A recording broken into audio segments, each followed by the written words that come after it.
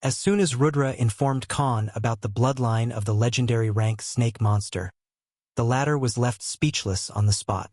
Because although Khan often thought of Rudra as a basilisk, he forgot that his subordinate was actually a variant and not a true basilisk or a descendant unlike the Somir he managed to kill in the past by sheer luck or the Bjormgander that they were now targeting. "What? How do you know?" asked Khan with a bewildered expression. "You can't sense it because you're not truly a basilisk in any way. You only possess the bloodline but don't know how to use it if not for that system thing of yours. I, on the other hand, can feel the sense of inkling as well as rivalry from that bloodline," elaborated Rudra. "I see. So then, we'll do our part and keep those things out of your way. And if you can't defeat it, just run away. There's no shame in losing," spoke Khan with a thoughtful expression. "Haha! Worried about me, human?" asked Rudra in his usual tone of superiority. "Not exactly. I just don't want to waste my precious mana cores on reviving you. Unlike you, they're more important to me," replied Khan nonchalantly. "Ingrid," retorted Rudra, and the next second, a large dark shadow exited out of Khan's body and quickly went inside the swamp spread across the footing of the mountain they stood on. Swoosh! Bang!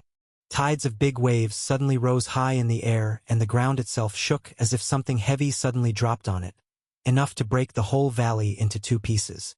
And finally, a gigantic and terrifying black figure of a tyrannical basilisk with two giant horns appeared in the middle of the swamp. The loud noise echoed in the 1-kilometer radius as if an explosion happened in this part of the marshlands. "Hisses!" Rudra hissed loudly to the point that even the Bjormgander on the other side heard it, as if the basilisk was announcing his grand arrival. His 30 meters tall and a kilometer-length body completely filled this region to the point even Khan was taken aback. He's gotten bigger," spoke Khan in a surprised voice, because the last time Rudra revealed himself when Khan used him as a rope against the Invimarak, his entire body was used to entangle the legs of that ginormous monster. And his appearance was only for 5 seconds. So Khan hadn't noticed his grown body properly. Compared to the last time he had a look at the basilisk subordinate, he was at least twice the length and even 5 meters taller. His overall width and mass had also gotten bigger. "What's your current level?" asked Khan. "By your standards, it should be around level 170. Replied Rudra. Even his voice sounded firmer and grimmer than when he spoke in Khan's head. Rudra then looked at Omega, Jugram and Oliver, who stood beside Khan, and spoke in a prideful tone. "My turn, assholes," said Rudra and hurriedly slithered towards the enemy. The subordinates, on the other hand, had clenched their fists after the exchange of pleasantries. "I really hate that bastard," spoke Omega in an irked voice as if he wanted to beat the shit out of Rudra. "Me too. One day, I'll stomp on his tail when the time comes," said Jugram, who seemed like he wanted to rip apart the basilisk with his bare hands. "All that bastard does is eat free cores and sleeps all day. Unlike us. He hasn't worked for a single day and yet acts like he's better than us. Believe me, I will put millions of arrows in his eyes in the future," spoke Oliver with an annoyed expression. However, all of them had to hold back for now because at best, they were close to level 150 at this point, and not only the basilisk was 20 levels higher, but he was 2 ranks above them. Fighting him would be a death not even worth pitying. At this moment, Rudra finally reached the central region of the marshlands and revealed his aura to the Bjormgander, the legendary snake monster. Both of them started hissing at each other as if they were having a standoff to establish who was superior. "What are they saving, Master?" asked Omega to Khan as they kept looking through the broadcasting artifact. Rudra just challenged that creature for a deathmatch. He also said that he'd eat its corpse and enjoy the fresh meat. Spoke Khan as he could understand their interaction innately thanks to the knowledge of all languages known to war deity blessing he received from Cravel. "Fine then, I shall show you mercy and give you a quick death," spoke the Bjormgander at the end of their introductions. "The one to die shall be you, and your pathetic self shall aid in my rise of power," replied Rudra in his usual narcissistic tone. However, contrary to his words, The whole thing went haywire when Khan and the other subordinates started the massacre of the henchmen of this legendary monster. Because at this moment, Rudra was thrown around the open muddy lands of the battlefield like a rag doll by Jormungandr, as if an adult was spanking the misbehaving toddler. "Ah, so embarrassing," spoke Khan as he face-bombed himself. "He had us in the first half, not gonna lie," spoke Omega. As things stood at the moment, Rudra was simply receiving a thrashing because the neurotoxin venom released by the opponent in the form of a large yellow cloud that filled the entire 3-kilometer radius had affected Rudra to the point that he had lost half of his speed and ability to react quickly. While the generals and his army of 300,000 monsters were reaping the lives of thousands of red snake monsters of their target, their heavyweight champion was getting his ass handed to him. He. Is someone recording this?" asked Oliver, who was attacking the enemy forces from the sky. "Yep. I sent hundreds of assassins to record the fight from a distance. They'll get the footage from different directions and angles," spoke Ronan in a joyous tone. However, before their entertainment could carry on for long, "Ha. Thanks for the warm-up." Rudra spoke in an excited tone, as if he was enjoying getting beaten to death. His domineering voice resounded in the entire battlefield as he spoke. "Now let's begin the real fight." The clash between two tyrannical creatures had been going on for quite some time, and Khan, with the help of generals, outright massacred thousands of red-colored snake monsters, but on the other hand, his biggest trump card that even killed a drake in the past was now toyed around by the legendary rank Jormungandr. At the moment, Rudra was riddled with superficial wounds all over his body, but luckily even the large and long spike-like teeth of the opponent were not able to pierce through his hexagonal-shaped defensive scales. However, the large amount of neurotoxin venom spewed by the opponent had affected Rudra greatly, and even for someone with a legendary rank poison immunity, he was struggling to adapt and move freely in just minutes after their battle began. While Rudra also spewed his corrosive acid, the table turned on in a matter of seconds because the enemy monster was hardly even affected because its body was not only stronger than Rudra but also immune to the acid because its own venom was more potent.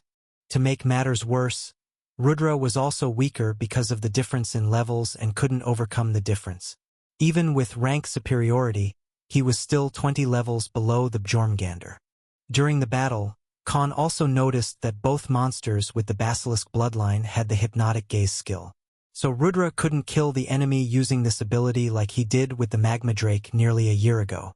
But just when everyone thought that the battle was all lost, Rudra spoke again. Ha. Thanks for the warm-up. Now let's begin the real fight," declared the basilisk subordinate. "Hey, are you playing some game right now? This isn't the time to fool around. You will die," berated Khan through the hive mind skill. "Humph. You should know better, human. I was letting my body process and develop immunity against his venom. You have been poisoned before, so you should know better about how it works," replied Rudra in a scoffing tone. "Didn't you say that we shouldn't fight on the battlefield advantageous to the enemy? Now, it has lost its only advantage against me," he iterated. The next moment, Rudra's massive figure suddenly jolted like a spring, and for the first time since the battle started, he was faster than the Jormungandr. Boom! Their ginormous bodies clashed again and caused shockwaves that caused ripples through the mashed and muddy lands. The force was so great that even some of the trees on the solid ground were uprooted. Even Khan, who stood 3 kilometers away, was pushed back from the aftermath. This time it was the turn of the enemy to get surprised. Because just now, Rudra became 3 times faster than before, and even the force behind his tackle was 2 times stronger. Soon, both the gigantic creatures started biting and ripping off the flesh from each other's bodies, while the clash of their figures broke tall trees and rose the water level, causing tidal waves. But thanks to the terrain advantage, the Jormungandr who lived here soon adapted to Rudra's quick attacks and used the waters to slow down the opponent, since it was actually an aquatic type of creature, while Rudra was more of a mountain monster. Their clash carried for another hour, and now, Rudra was heavily wounded to the point his black blood spread over half the battlefield and his movements became slow because of the gashes and mauled regions of his body. However, despite his sorry state, Rudra was enjoying the battle as if he was feeling more ecstatic. Again! he shouted at the opponent in their Slytherin language. Khan and the subordinates who had completely wiped out the enemy forces stood afar from the main battlefield. Although he lost more than 60,000 of his fodder monsters, he still gained over 40,000 bodies of these red snakes that were even a better alternative in terms of strength and hunting abilities in the water. Khan, on the other hand, had a constricted expression on his face.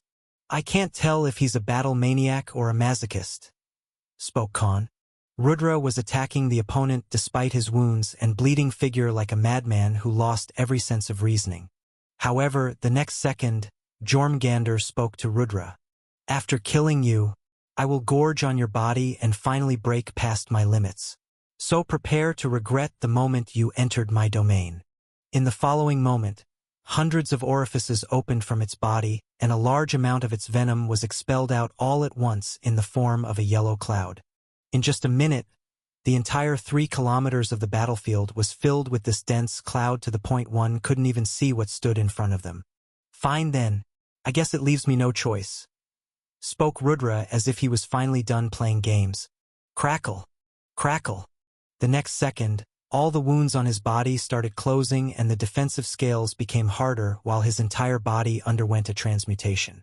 Each one of the hexagonal scales became pointed outward like a thorn, and now, Rudra looked like he had a battle armor of his own.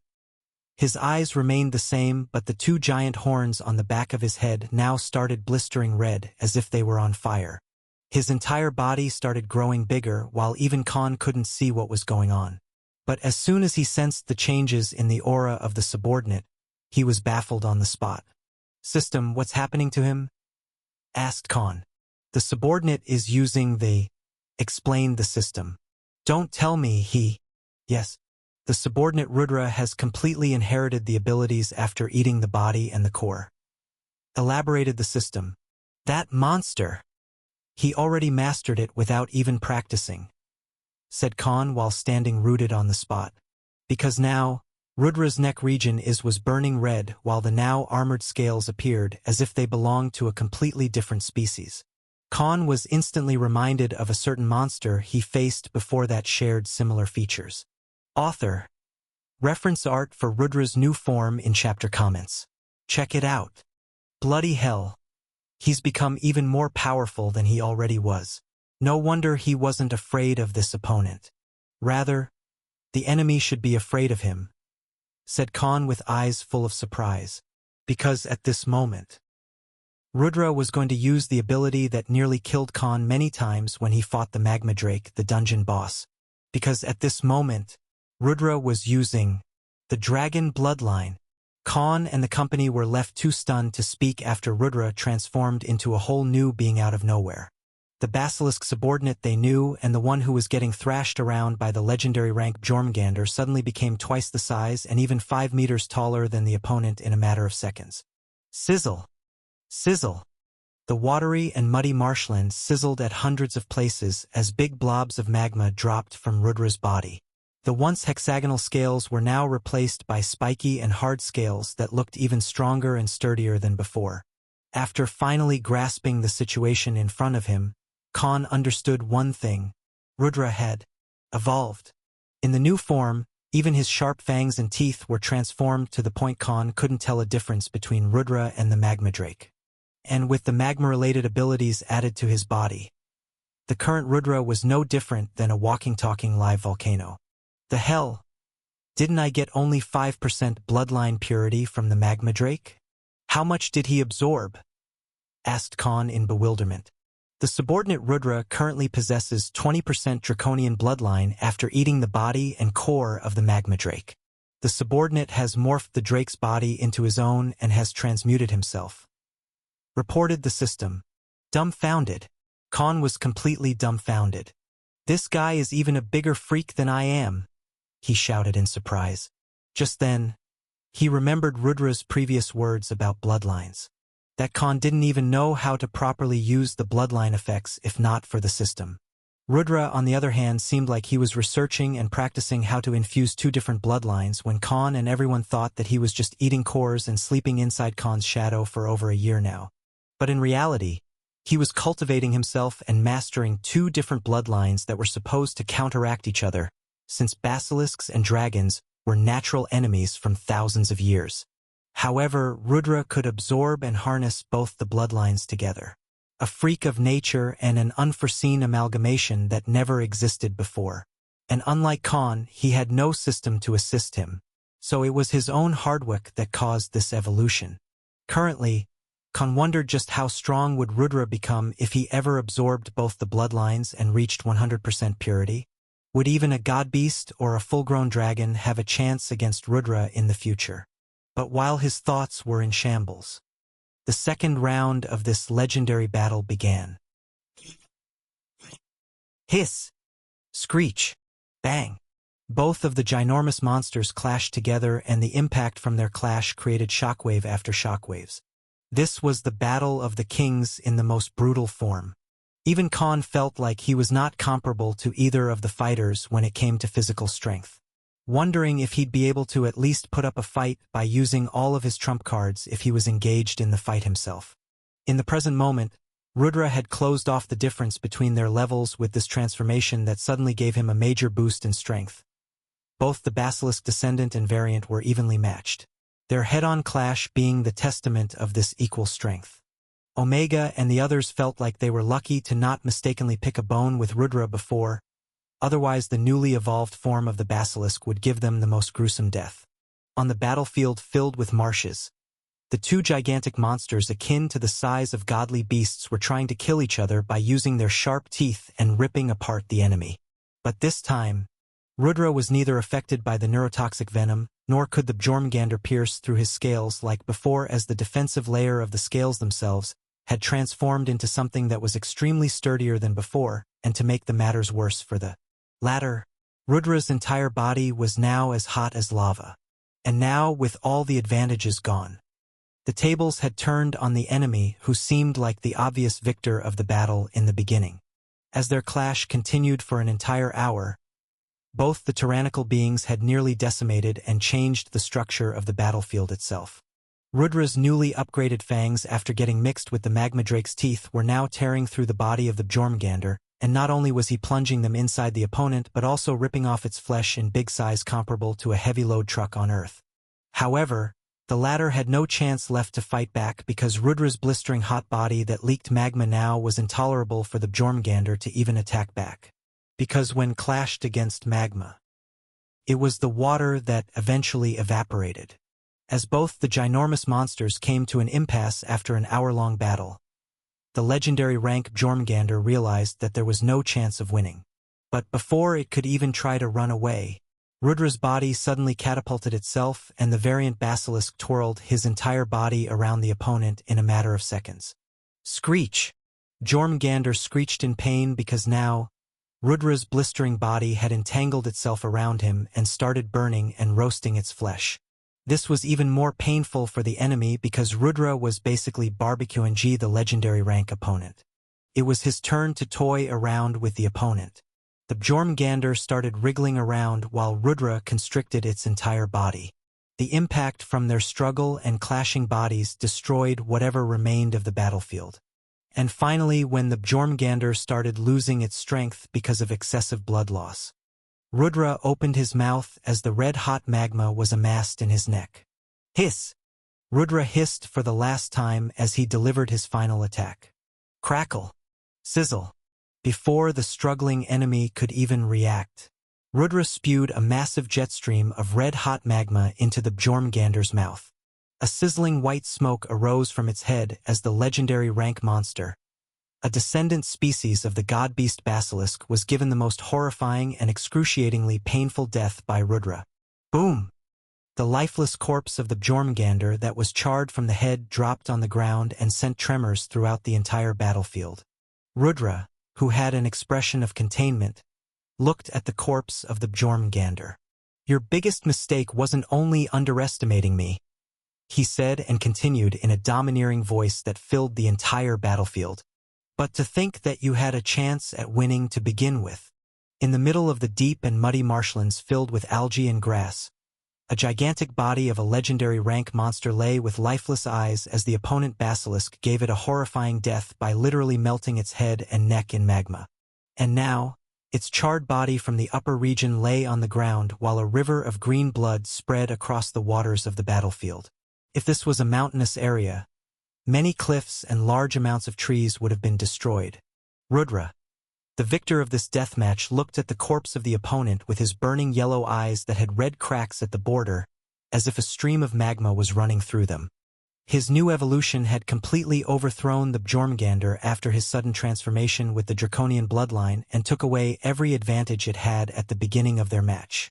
And then, the mythical rank Rudra had closed off the vast difference between their levels and strength and displayed who was the superior among them. Even with 70 levels of difference, he evenly matched against the opponent and again showed Khan how much ranks and bloodlines mattered in this world. And now, with the winner of the match was decided, Khan appeared close to the ginormous corpse after the yellow cloud of neurotoxin venom vanished. Obviously, he was there to eat the free meal after Rudra barbecued the Jormungandr by himself. "Shamelessness is in your blood," spoke Rudra as he scoffed at Khan, feeling like he was wronged. "Shut up, freeloader. This is the only thing you've killed in a year, and I'm only absorbing the abilities, not stealing its body or the core. Haven't you heard? Sharing is caring," retorted Khan and put his hand on the ginormous figure. Compared to him, the corpse itself was 25 times taller. "Absorb!" commanded Khan and activated the ability Absorption Divine Ability. And it took Khan full 3 hours to completely absorb the abilities and skills from this legendary rank monster that could have killed him as soon as he appeared in the 100 meters radius. But now it was going to give him another set of amazing abilities. Congratulations to the host for acquiring the following abilities vs skills. Illusion Gaze, SS rank, active. Allows the host to temporarily distort all the senses of a target within 100-meter radius. The target will experience being in an illusion world for 1 minute. Note: this ability does not work on any being of higher levels or rank above the host. The host must make direct eye contact with the target for this ability to work. Neurotoxin Venom, SSS rank, active. Allows the host to secrete a venom effective in destroying the nervous system from hands and mouth. The host can throw a direct stream of this venom up to 50 meters. Note: host can control the effectiveness and potency of the venom as per his will. Congratulations to the host. Poison immunity raised to legendary rank. 30% Basilisk bloodline absorbed. Current bloodline purity, 80%. Note: there are no abilities or skills suitable to merge with the new abilities. Reported the system as soon as he was done. "Oliver, how did it feel like when this guy used that skill on you through the eyes?" asked Khan to the flying jet subordinate. "Master, when I looked into the eyes of the Jormungandr, suddenly the world around me broke apart into thousands of pieces and everything looked out of place. Felt as if I was in a completely different world, and I couldn't even control a single finger of my body. If not for me taking my true form, I would have fallen down and maybe get killed by this monster," expressed Oliver. "Ha ha! Amazing!" However, instead of consoling the subordinate, Khan laughed in excitement as if he got his hands on invaluable treasure. "Now reality bends to my will," spoke Khan after hearing the effects of the Illusion Gaze skill. This ability was literally one of the best abilities one could ask for in a life-and-death battle. Unlike the subterfuge skill Khan had before, which affected the sense of direction like the target sensing left as right side, Illusion Gaze completely messed with the mind of the target, and one would not only lose the sense of all directions but also be pulled into an illusion realm where they'd also lose control over their body. So in simple words, this was even a terrifying skill than Executioner's Gaze, which paralyzed the opponent on the spot. And the range of this ability was 100 meters, which was already 10 times more than the former. This ability was indeed worthy of being SSS rank. Illusion Gaze is too mundane of a name. What should I call it instead? Asked Khan to himself. How about Manjikyu Sharingan? Ah no, we will be sued for copyrights again. Spoke Khan with a dejected face. Let's call it Lucid Reality. He asked, because this ability would put the target in an illusion while they were still awake and completely aware. The name has been registered, reported the system. Apart from the bloodline gains, the rise in poison immunity rank and the neurotoxin venom were already a plus. The latter being a skill that was many times more useful than the lucid reality because it wasn't limited an effective area range or number of targets. And Khan already planned to maximize the outputs he could gain from this skill. Human, I will some time to eat the body and core, spoke the gigantic Rudra, who appeared to be salivating as big blobs of magma dropped from his mouth. Since Rudra still hadn't become 100% loyal to Khan, he couldn't directly mix the body of Jormungandr with him. So it'd be good old-fashioned eating and absorbing method like the basilisk did with the magma drake before. And in front of Khan and the generals, Rudra started eating the body by tearing through it with his steel-like teeth. While Khan told the generals and rest of the Legion subordinates to bring the dead bodies and put them in half a kilometer radius around him. For the next 5 hours, Khan used the King of the Dead skill and started creating hundreds of new subordinates at once. Thanks to the millions of high-rank mana cores and ores, he made up for the loss of all the foot soldiers he lost and added more numbers in the Legion by mixing and evolving the red snake monsters that once worked under the orders of the Jormungandr monster. By the next morning, Rudra was finished eating the entire body of the fallen enemy, while they collected the remaining bones for making some use of them.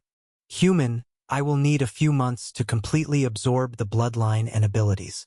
I will be able to raise my levels by a lot as well. So I'll be in a great slumber. Do not call for me or expect me to come out until I'm done, spoke Rudra. Ersh, whatever. We'll make do without you even if there was a bigger monster next time. Go enjoy your vacation, you ungrateful snake, spoke Khan in an exasperated tone. If they needed a big gun next time, they'd have to look for other ways because Rudra was going in the Odin sleep again as he did after eating the magma drake a year ago. This seemed like an inevitable situation to Khan, but it was acceptable since it was the only way Rudra actually mastered and rose in strength unlike the other subordinates. But he knew that the next time he summoned Rudra, the basilisk would be even more powerful and bigger. As for Khan, the total number of the Legion subordinates rose to 320,000 after he was done with creating new subordinates yesterday evening. And now he was a walking, talking army himself. Khan wondered if any of the other semi-saint, not only in Rocco's empire but the whole world of Vantria, could even rival him at this point given the number of OP and incredibly powerful skills he had. After completing their expedition, Khan and the generals returned to Hiranya and he met with the Stark brothers again. He informed that their venture was a success and the root cause of the yearly monster tides was taken care of by them. This made not only the two peak grandmasters but also all the other military officers worship Khan to the point his figure appeared like a god to them. Because Khan had directly saved millions of lives by taking care of the regional boss of their borders that caused these tides every year. Although Khan wanted to find more about the true cause and why these legendary rank monsters did so, this was the best he could do for now. On that very evening, Khan returned to Asir and held an important meeting in his main throne room. He offered all the bones and whatever Rudra left of the Jormungandr's body to Albestros for making new high-grade weapons. After overlooking the reports handed by Sirius about their management of money and 7 deadly sins, he then talked with Armin. So what can you make out of it? Asked Khan as he showed the alchemist's subordinates several large barrels filled with a green liquid. Armin was completely rooted on the spot but shouted in an exhilarated tone, "A weapon of mass destruction!" Armin stood in front of Khan and the rest of the subordinates with an ecstatic expression as he saw the big barrels that were tightly sealed. And the one in front of him had only a part of the lid open, but given his innate skills, the alchemist's subordinate sensed the quality of goods. The barrels were actually filled with the blood of Jormungandr that flowed like a river. And these were just the samples Khan decided to display. There were more than 1,000 of such barrels carefully stored on the warship he used this time. Yesterday when Khan was absorbing the body of the fallen legendary rank monster, Rudra himself told Khan about how the blood was the main reason why even his corrosive acid that could even melt metal easily wasn't able to harm the opponent in the beginning of their fight. And Rudra could feel that this was just as deadly as the neurotoxic venom it used during their fight. Maybe even more. And because of that, Khan and his generals salvaged the fresh stream of blood in magically fortified containers they had on the warship, which were usually used for carrying rations for the thousands of soldiers boarded on them. And now, Armin, who was the true expert among them when it came to poison or alchemy-related ingredients, was smiling happily as if he got his hands on the biggest treasure. I can make so many things with it. Bombs, poisons, antidotes for various types of poisons, and even narcotics, said Armin as he cleaned his fists in excitement. Then it's good for business, I see. Although we'd have a lot of money from the last option. I'd rather not ruin the entire fiefdom and turn the population into drug addicts who think popping pills looks cool or makes them better than others. Spoke Khan. But why? We can even use our underworld organization to sell them without getting noticed. Queried Armin. Rules. Without them, we live with the animals, replied Khan as he leaned back on his throne. Although he could earn much more money despite having no need of it for now, Khan declined the last options for reasons of his own. Because in his elder brother David, who was the pearl of the eye for his parents, had ruined his life after becoming a junkie. Unlike Elric, David actually made a life for himself as a popular athlete, and he was earning millions after getting a lot of fame and fan support.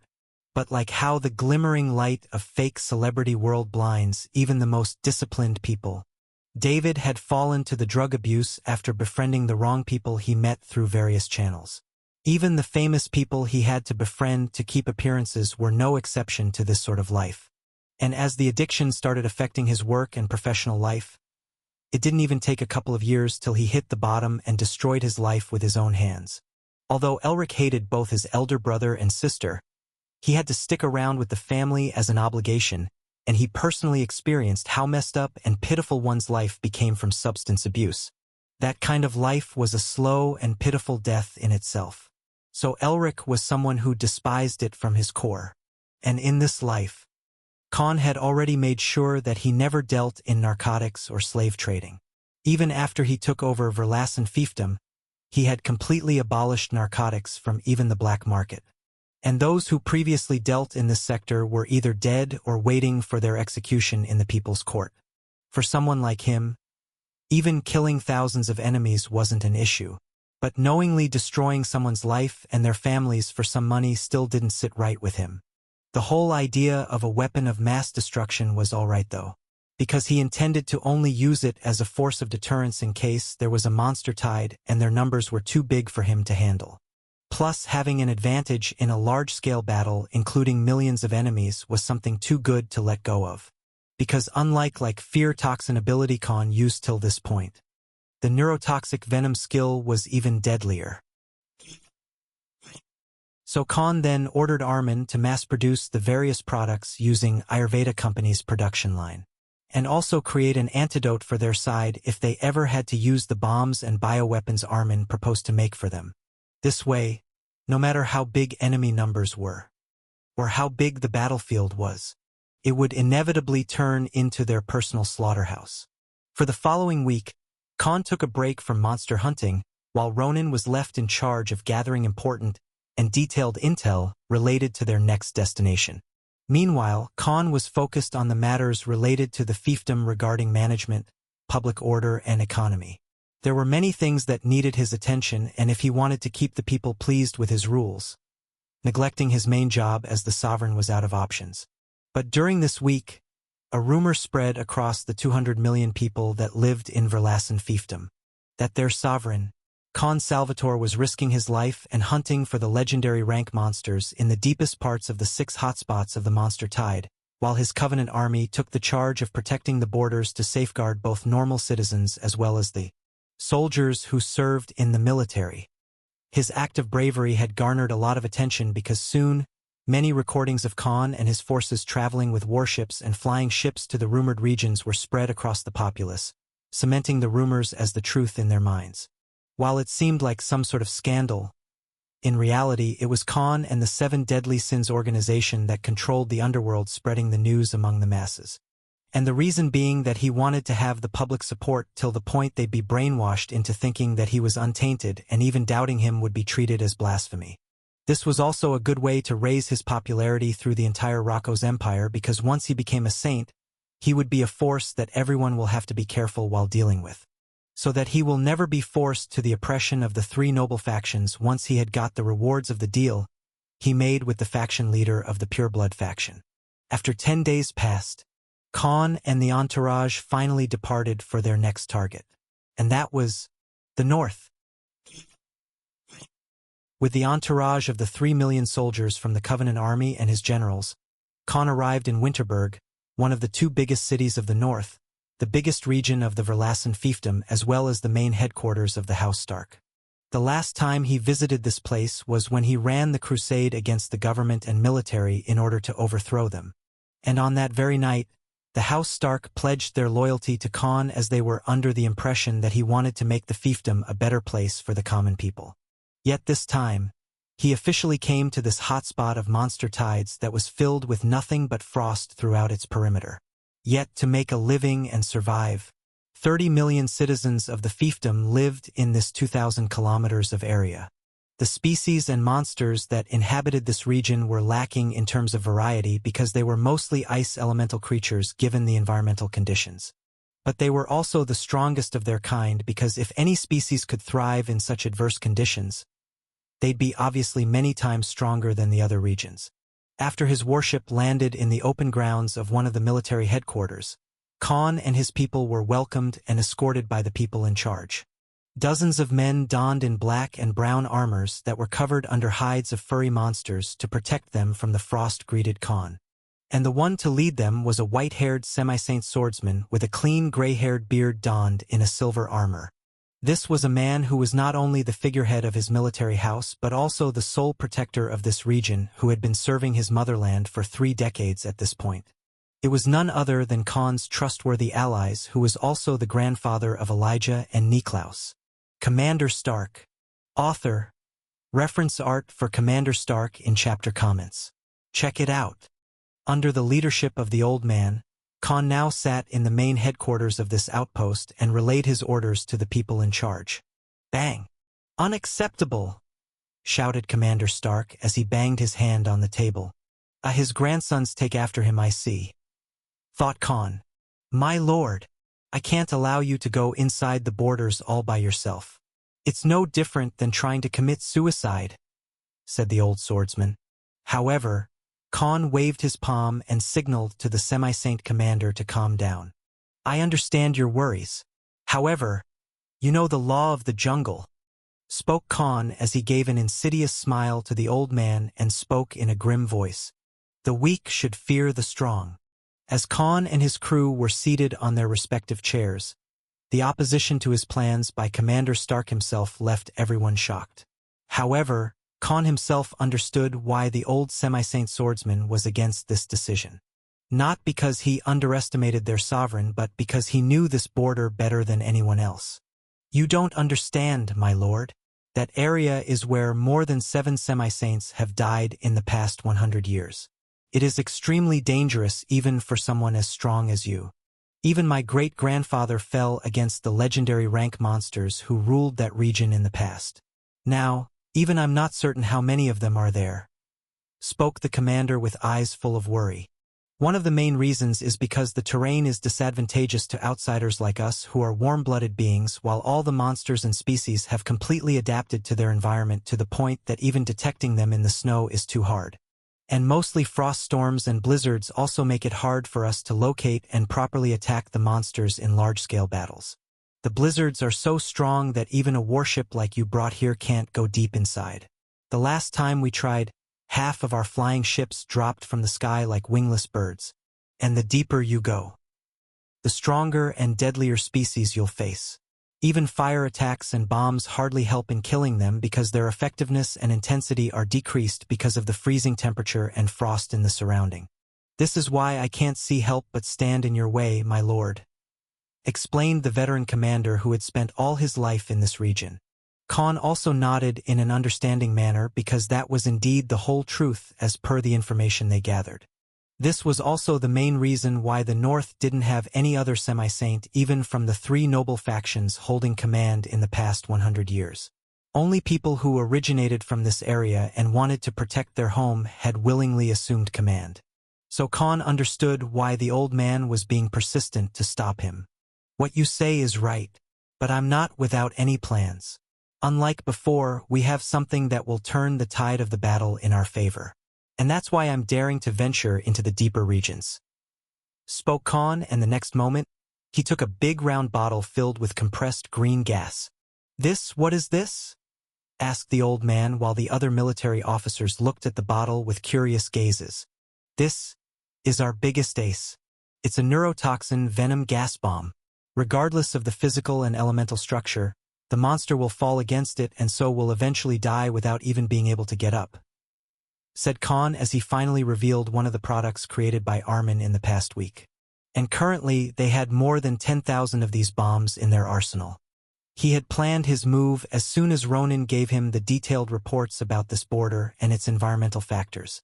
So Khan fully intended to use their new weapon of mass destruction on enemies that were going to be many times stronger than all those they hunted in previous borders of the fiefdom.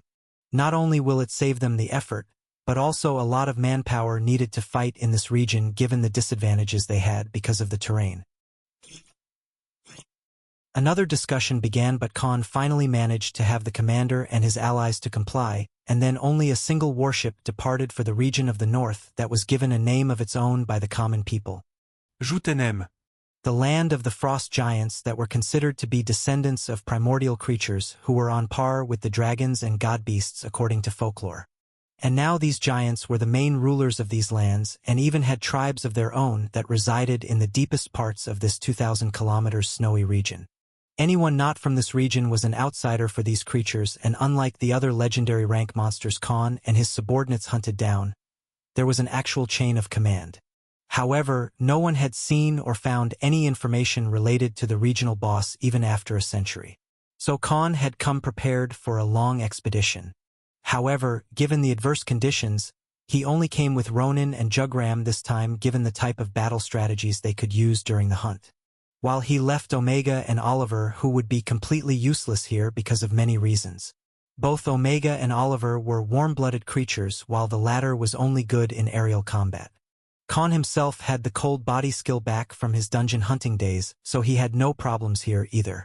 This region was completely unsuitable for them regardless of their rank, unlike Ronin and Jugram. The former had temperature reduction skills, while the latter himself was a walking pit of fire because of the bloodlines. Jugram and Khan himself were currently the best choices for a frontal battle because both of them were unaffected by the frost and possessed Marauder King and Wrath of Vajra skill that enabled them to bypass 80% of the defense of the enemies and get stronger 5 times than their real strength after fighting for long respectively. However, spying on enemies and gathering intel was also a must, so Ronin was also a core member of this team. After flying 100 kilometers deep inside and ignoring the small mobs that were nothing but rare rank beasts at best, the warship landed amongst tall mountains covered under snow, and the 3 musketeers exited through the main door. Shwoo! A freezing breeze passed by as soon as they exited the warship. Just this normal breeze was enough to give a normal human being frostbite. Let's hunt some monsters good enough to act as our steed. The ones we already have will die out too quickly in these conditions. Also, do both of you have enough supply of those neurotoxic gas bombs? Spoke and asked Khan. Both the subordinates nodded and dashed forward in the raging winds while their master disappeared from the spot. The trio spread in 3 different directions and charged towards the valley of dense woods to hunt for local monsters. Their main objective was to hunt for strong monsters they could use for transportation. And in the next 10 hours, all 3 of them searched and hunted down many beasts varying from different species. And after gathering them, Khan created 3 Lord-rank white tiger-like monsters with bones sticking out of their bodies. However, these were the upgraded versions of the biggest predators in the 50 kilometers area, and each monster was 3 meters tall.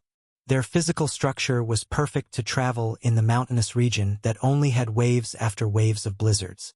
The trio traveled till night and finally used a cave for resting till the morning came. Given the weather here, even more sun would be barely noticeable due to the dark clouds and heavy snow, but they had no other choice lest they turned into a snowman themselves. For the next 2 days, The trio kept their hunting spree and got rid of many hordes of frost and ice elemental monster hordes, and Khan added more than 3,000 ice elemental monsters and variants in his legion. However, they had yet to find the main dominant species of this border, so 3 of them had no choice but to keep traveling into the deeper regions. And finally, they saw a settlement of gigantic blue and brown creatures that seemed to be the ones inhabiting this part of the borders, each member being at least 5 meters tall and 3 meters broad. The Frost Giants. Khan finally found the rumored Frost Giants, the rulers of this region. Although these were nothing but rare rank members at best, still the sheer number of these creatures wasn't something to be taken lightly of. Under Khan's orders, Ronin secretly infiltrated inside the settlement that spanned for 10 kilometers in radius and returned after an hour. "Master, this is just an outpost. Only 2,000 Frost Giants are acting as the guards. However, each one is big enough to kill 20 people on their own," spoke Ronin. "I see. Let's not give them a chance then. I'll go and get rid of their alarm system's chain of command. You two handle the rest," spoke Khan, and he opened a void crack. This was his sure-shot method of keeping the attack silent and getting rid of whoever was the strongest in this outpost. But they still needed to get rid of the normal foot soldiers and add them to his collection for later uses. So he left using the true dimension, and now only the 2 High Lord subordinates were left. However, only one of them was fit for fighting in a large-scale battle. "Jugram, I know you have been holding back a lot since you evolved. This is about time you get angry," spoke Ronin to the Hell Berserker General. "That's my secret, Ronin," replied Jugram, and looked at the horde of the Frost Giants patrolling the region. Boom! The next second, a massive burst of fire suddenly lit up the surroundings, and at the center of this explosion stood a gigantic 8-meter-tall demonic creature, whose scarlet-red aura filled the open grounds, and even the Frost Giant, a few hundred meters away, felt like they met their natural enemy. Jugram, who turned into his real Chaos Demon form, spoke in a grim and murderous voice. "I'm always angry." A gigantic 8-meter-tall figure of a black and red demonic creature, whose entire body was filled with horn-like spikes, let it be his shoulders or forearms, were looked like bony armor. At the center of its chest was a red glow, as if a scarlet-red flame was lit inside. The burning red eyes and the 2 giant horns along with the human face made this demonic being look even more terrifying.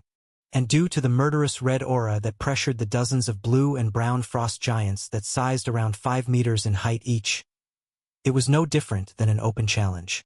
"You really don't need those venom bombs?" asked Ronin, who was still in his human form and stood beside 10 meters on Jugram's left. "That's not my style. You can do it your way.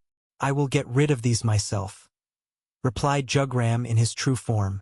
"Roar!" Just then, one of the Frost Giants roared and informed the others in the 1-kilometer vicinity about this new blazing intruder. Thud! Thud! The group of massive and burly Frost Giants marched towards the intruder as they felt confident in their numbers. But instead of feeling threatened or worried in the slightest, Jugram closed his eyes and calmly waited for the approaching horde of enemies. He was now level 156, and his stats were many times higher than when Khan evolved him. At this moment, he activated his most offensive skills one by one, and multicolored auras and bursts of energies came out of his body. First, he activated Frenzy Berserker, a SS rank ability that allowed him to enter a frenzied state for 20 minutes, during which his strength and defense will be raised by 200%, while the attack damage will increase by 300%. Secondly, he activated the Rage Demon, which was also an innate SS rank ability that let him to enter a Spartan Rage mode, where the total attack and output damage of all of his physical and magical skills will be multiplied by 400% for 5 minutes. Next, he activated the Inferno Domain skill, another SS rank active skill where he could create a 750-meter domain filled with hellfire and magma. Inside this domain, all the enemies would have their strength and defense reduced by 60%. The fourth skill being the Bloodstorm, an S-rank passive ability because of which Jugram can drain out the blood from dead beings during a battle and use it as a high-pressure bloodstorm for 400 meters. This was no different than having a battlefield where even the winds worked in his favor. Jugram has had the Bloodline-specific ability called the Chaos Lord, a SSS rank passive ability that greatly aided him in a battle, because the more enemies he killed and their blood is absorbed by him in 1 kilometer radius, the more strength, defense, and attack buff will be gained by the Hell Berserker. And lastly, there were 2 more skills that were imparted to him by Khan after he gained these 2 cheat code abilities by absorbing and merging them from the body of Commander Aswala after he killed the Bearkin in People's Court. Marauder King, a SSS rank active skill that allowed the user to ignore 80% of the enemy's defense and any magical barrier created using spells, formation, or an artifact while using a greatsword, giant's word, or a battle-axe weapon. The second one was none other than the Wrath of Vajra, another SSS rank passive skill that allowed the user to constantly receive a 10% buff in attack strength and skills damage output with every 100 enemies killed. The total buff received could also be stacked as the battle progressed, and collective damage output can rise to 500% at maximum. After having all his OP and unbelievably terrifying skills come under effect, Jugram finally opened his eyes and smirked at the group of giants. Jugram was now 9 times stronger than his usual human form, enough to even fight a beginner-level legendary rank monster on his own. Amongst all of Khan's subordinates, in terms of raw brute strength, Jugram was unparalleled when it came to attack and damage output buff abilities, and only Rudra was above him because of the levels and rank. If not for the Hero of Darkness title and Berserk God mode, even Khan fell short in front of the Hell Berserker, who was also a variant of true demon bloodline called as the Chaos Demon. Shortly, Jugram's Inferno domain spread from the ground to 100 meters high in the air, completely surrounding more than 200 frost giants, and isolated the whole vicinity of 1 kilometer radius in just a matter of seconds. But before these giants could grasp the situation, the ground cracked and thousands of crevices suddenly shook the surroundings. The snowy grounds were now filled with fire and magma that erupted out of the crevices and shattered ground. In just a dozen seconds, Jugram had turned the entire battlefield to his favor and taken out the terrain advantage of the frost giants while reducing all of their stats and skill effects by 60% at that. This was one of the main reasons why Khan always thought of Jugram as a demon lord in the making. Because even power of love and friendship won't be helpful against this final endgame boss unless they had someone 10 times stronger than Jugram. And now, the usually calm-looking general was finally getting his overdue battle. Rawr! The next second, the first frost giant among the enemy group that was big enough to stomp on 3 men at once with its single foot leaped 2 meters high in the air and joined its fists to launch a devastating attack. From its left, another giant sprinted forward to attack and catch the enemy off guard. 2 ice elemental giants joined arms and attacked an inferno elemental demon. At this moment, Jugram spoke in an excited tone as if he yearned for this exact moment for years. His grim and ecstatic voice filled the battlefield as he asked, "Do you want to dance?" In front of the Hell Berserker general were 30 hostile frost giants charging towards him to end the life of the intruder who suddenly appeared in their territory. Boom! An ear-deafening noise along with a burst of shockwave suddenly filled the 100-meter radius as 3 massive bodies collided. The aftershock of their clash sent tremors in the ground. However, all the approaching frost giants suddenly stopped in their steps as soon as they saw the aftermath of the impact. Their bright blue eyes were filled with horror, and their instinct told him to back off if they wanted to live. Stab! Crack! As the snow revealed the results of the first clash, the demonic figure lifting a frost giant by grabbing its head with its left hand and stabbing right through the heart of the other giant with his right hand came to be. Crush! Jugram crushed the blue heart of the frost giant on his right along with the core, while his left palm squashed the skull of the enemy on the left. In just 3 seconds, he broke through the physical defenses of their massive bodies that were renowned for having a high degree of defensive skill. One of the main feature why frost giants were feared by the forces of the Empire and the native commanders who protected this area. Even a semi-saint like Commander Starkva, Commander Mormont would have a hard time facing and killing a horde because of their physical defenses and ice elemental bodies that were hard to cut through. Thud! Thud! 2 lifeless and massive corpses of the frost giants dropped on the ground as the steam from the snow and hellfire coming out of the crevices filled the battlefield. However, defying their survival instincts, the group decided to swarm Jugram with their sheer numbers. Thud! Thud! Thud! The heavy footsteps of the swarming enemies echoed while their target also charged towards them. Bang! Jugram collided against the closest giant and quickly grabbed its left hand. Rip! He grabbed its head and ripped apart the hand right from the shoulder. Rhea! Wailed the giant in immeasurable pain, but before it could continue, Jugram grabbed its left leg with both hands and pulled it quickly. Dang! The next giant who came to attack was attacked by Jugram as he hurled the former giant. Kacha! The rest of the giants quickly activated their ice elemental skills and created frost armors around their bodies, while some of them created dagger-like extensions coming out of their forearms. Swing!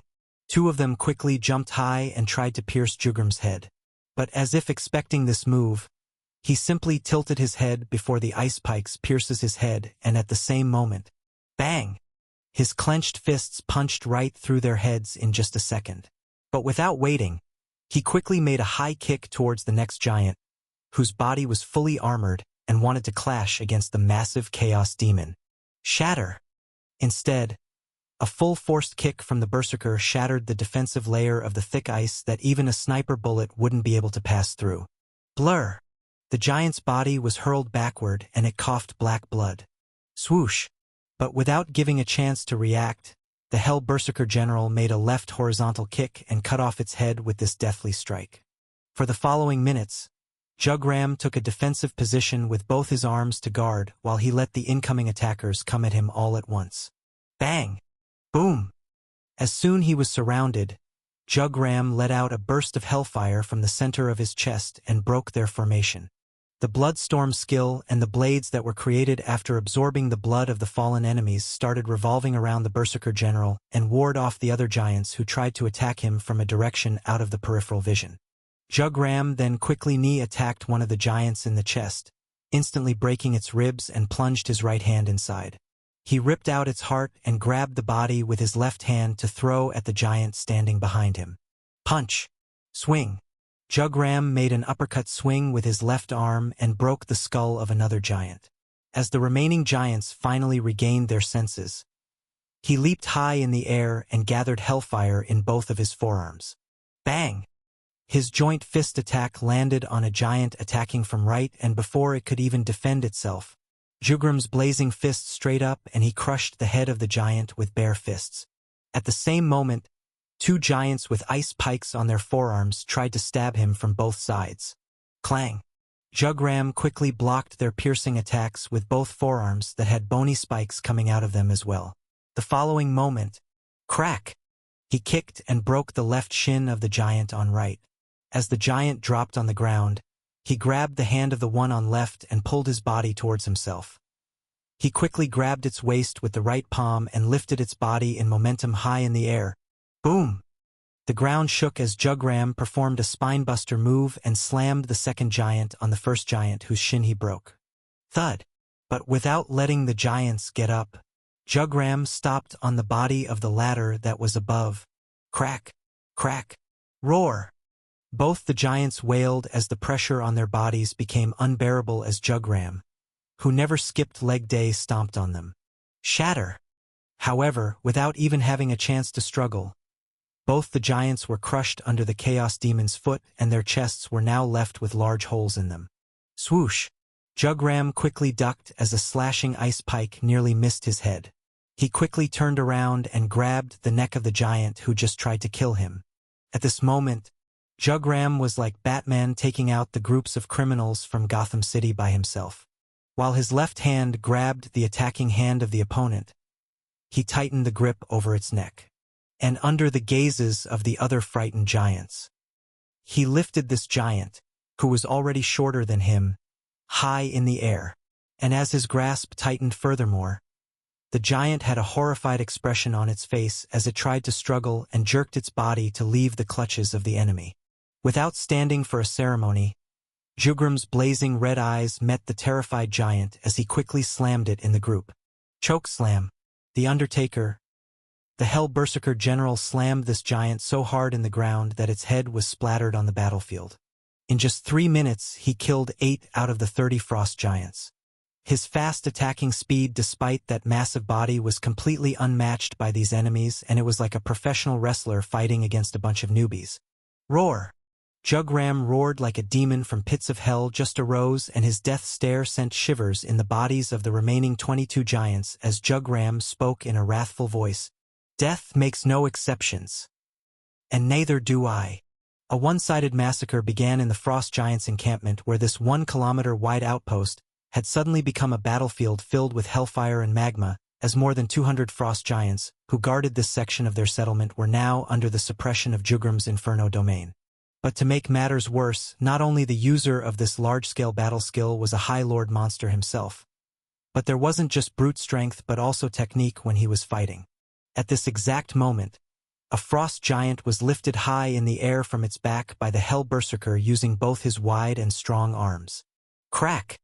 The next second, however, Jugram dropped the giant on his right knee and broke its spine. Rhea! The giant roared in agony, his wailing cry reaching all the other ends of the section, and other Frost Giants who were still unaware of the intruder's exact location heard this cry. Snap! Jugram tore its body in half with sheer strength and threw the profusely bleeding halves on the side. After another minute passed by, he killed the only remaining giant of the group by cutting its head off with a chop attack of his left hand. In the following moment, his gaze landed on the surroundings that was now filled with corpses of the Frost Giants and their black blood. But after the last cry of the giant he ripped open, others were already coming his way. And he knew that this time, they'd be numbered in hundreds. Thud! Thud! Thud! Soon, a stampede of nearly 200 Frost Giants entered this section and made a battle cry to alert the others. So now, Jugram had successfully attracted all the 1,000 enemies in this part. Their roars and challenging battle cry of hundreds of Frost Giants echoed in the 10-kilometer encampment even outside of the domain. However, in front of this massive crowd of raging giants, each one of whom needed at least 50 fighters to kill it, stood a demonic creature, completely unfazed. Good. Now I don't have to search for them one by one, spoke Jugram to himself as he actually welcomed the situation where he was overwhelmed by the sheer number of enemies. In an open battle, this small army was more than enough to kill around 50,000 normal soldiers, even if they were well equipped. Yet, the Chaos Demon didn't even flinch, as if he was on a vacation and didn't mind the large numbers of the enemies. Ah! Master will be done soon. I guess it leaves me no choice but to hurry, spoke Jugram. The next second, he summoned a 2-meter giant's word that he used in his human form. However, the current Jugram in his real form was 8 meters tall, and even this giant's word seemed like a toothpick in front of his enormous body. Dash! The ground shook as dozens of Frost Giants charged towards Jugram, who seemed to be the murderer of their kin. From massive ice boulders to spears made of hard and dense ice were created by the Frost Giants as they charged towards the Hell Berserker. Jugram, on the other end, still had a carefree expression. Let's try this, he spoke, and the next moment, his scarlet-red aura along with hellfire exuding from the center of his chest encapsulated the Black Giant's word. And while he was experimenting with his weapon, the first wave of giants came 50 meters close and attacked him together. Boom! The nearby ground shattered, and before they could even reach 10 meters close to the Chaos Demon, a big mushroom-shaped burst of chaotic energy erupted from the side of their target. Bang! Crack! Some of the giants fell back from the aftershocks of the explosion, while the ones who stood closest to Jugram were flung high in the air and multiple cracks formed over their bodies. And finally, after the fire settled, Jugram's massive figure was revealed, but in his right hand was a 6-meter-tall blazing giant sword that burned red with hellfire spread all over the blade, suddenly raising the temperature of the entire battlefield by 10 degrees Celsius. In front of the crowd of 1,000 blue and brown Frost Giants, Jugram looked like Optimus Prime ready to fight an army of Decepticons. And instead of sharing some monologue, Jugram quickly made a slashing attack towards the horde of the giants, and with a single swing, an enormous amount of hellfire spread across 100 meters from his position while he attacked with an AoE attack. And thanks to his skills, this wave of hellfire was able to bypass the physical defenses of the ice elemental giants and burned many of the approaching enemies on the spot. Roar! Dozens of wailing roars filled the battlefield as Jugram burned nearly 20 giants alive with a single swing. With Rage Demon, Chaos Lord, Marauder King, and Wrath of Vajra skill in effect, Jugram was simply too powerful. Plus, with the true demon bloodline, he was getting stronger as time went by. Jugram then ran and jumped in the middle of the giant's army with his newly transformed giant's word. The next moment, he started attacking and swinging his weapon with all his might, and just in 10 minutes, there were more than 200 giants lying dead on the ground. It was as if their natural predator had come to hunt them till everyone was dead and ripped apart. A large-scale battle carried on where the Chaos Demon Jugram, with his burning body and giant's word, faced an army of 1,000 frost giants by himself. He kicked, punched, and slashed open the massive bodies of the giants as he kept jumping in between their groups and also released hellfire from time to time. Finally, I can have a satisfying battle. He spoke with an elated expression and carried on the one-sided massacre. He even threw the giant's word like a spear and impaled dozens of giants in a single attack. This was just him fighting against great numbers in a royal rumble. After some time, Wrath of Vajra's skill has already made him 50% stronger than before. And the current Jugram was no different than a legendary rank monster himself. This battlefield now seemed akin to hell. And Jugram was the king of this battlefield. 1 hour later, Khan returned to this battlefield with the heads of 2 High Lord rank giants who seemed to be the main leaders in charge of this settlement. He had covertly gotten rid of them without alarming anyone. However, as soon as Khan saw the center of this battlefield, he was completely taken aback and stayed rooted on the spot. Because at this moment, the entire battlefield was filled with thousands of shredded, torn down and charred bodies of the frost giants. And at the center of this battlefield was a tall and massive throne made out of corpses of more than 100 giants. On this throne sat a burning hell demon with a blistering red giant's word on the side as he patiently awaited Khan's return. At this moment, Khan realized that Jugram didn't just have the potential. Rather, he already was a demon lord. In front of Khan was a gigantic creature who was seated on a 15 meters tall enormous throne made out of the corpses of over 100 frost giants stacked atop each other. And the demonic being with blistering red and black body that was filled with spikes at the edges appeared like a demon lord overseeing a ruined battlefield after his victory. As for Khan, he was thoroughly impressed by Jugram's display of absolute badassness while looking like the main boss of the Dark Souls games that would kill you in a single strike. Bang! The ground trembled as Jugram jumped down from his throne made of giants while he plunged his burning giant's word in the ground at the same time. Khan's gray long coat fluttered in the air as the shockwaves from Jugram's landing created a gust of wind. The Chaos Demon knelt in front of Khan like a knight and spoke in a stern tone. "It has been taken care of, Master," spoke the Hell Berserker General. Swoosh! Just then, Ronin also rose from the shadows behind Khan and spoke in a calm demeanor. "I'm done on my end as well, Master. No other encampment would be alerted of this incident. I have also destroyed their war horns. But there's something I don't understand," reported the rogue general. "What is it?" asked Khan as he turned his head towards Ronin. "For being nothing but beasts only massive in size, they sure are well developed and have created an organized chain of command. It's as if they aren't just monster hordes but part of an established civilization themselves," said Ronin. "Well, that's to be expected. There must be a leading figure in these lands who is sentient enough to control their entire species living in this region. But I don't think we will find it in the outskirts. We will have to go deeper," said Khan with a thoughtful expression. "Well, anyway, good work. I guess I should reward you both," spoke Khan and gave 2 blue cores of the High Lord Giants to Jugram and Ronin. Both the generals sensed the radiating highly compressed mana and aura coming from the cores, just from the faint pressure they gave off. Both the generals were certain that these 2 beasts were much stronger than both of them, and that's why even Khan needed to properly kill them without making a fuss. "Eat up. Soon, I will be needing you to fight bigger numbers," said Khan and then headed off towards the enormous throne. "Awaken!" he commanded, and the next moment, a black shadow spread from his feet and instantly covered all the frost giant corpses spread in the 500 meters radius. "But Master, these cores are too high-leveled. Shouldn't you be making a new subordinate?" asked Ronin out of curiosity. Their bloodline is limited, and I can't evolve them further. So that's why I'm giving their cores to you. As for the bodies, I've already absorbed their abilities," replied Khan. After that, both of the generals ate the cores and Khan carried on with creating a new batch of frost giants. As for the skills and abilities he got, although all of them were very good, they were highly oriented towards ice elemental physical skills and passive abilities to survive in this frost region.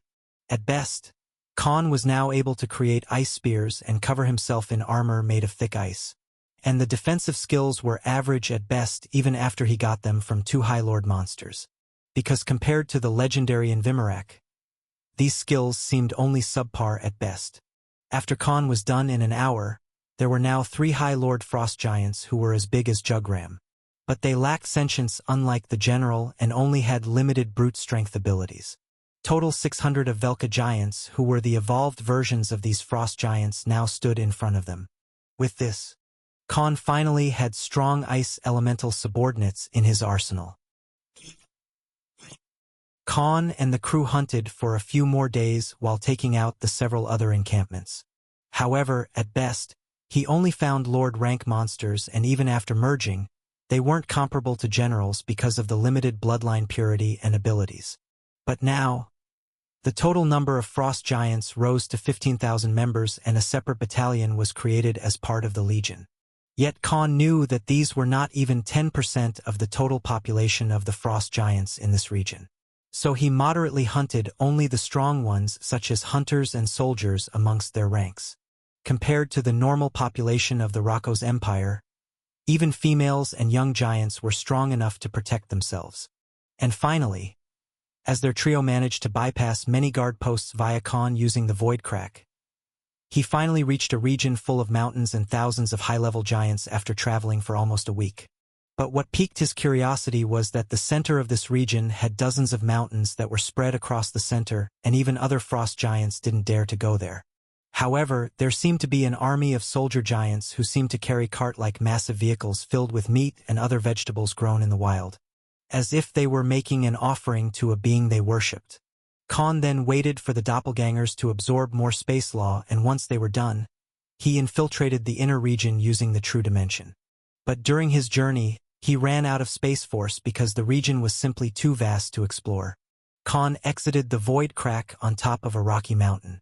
Crack! Shatter! Just then, the thing he thought of as a mountain started moving on its own. 2 hands, 2 legs and a head made full of rocks was suddenly revealed, and the terrifying aura of this gigantic creature that seemed 1 kilometer tall suddenly pressured Khan's body. Khan quickly jumped down and ran away from this moving monstrosity. Despite being a semi-saint, he had completely failed to even sense the aura or world energy around this creature as if it was part of nature itself.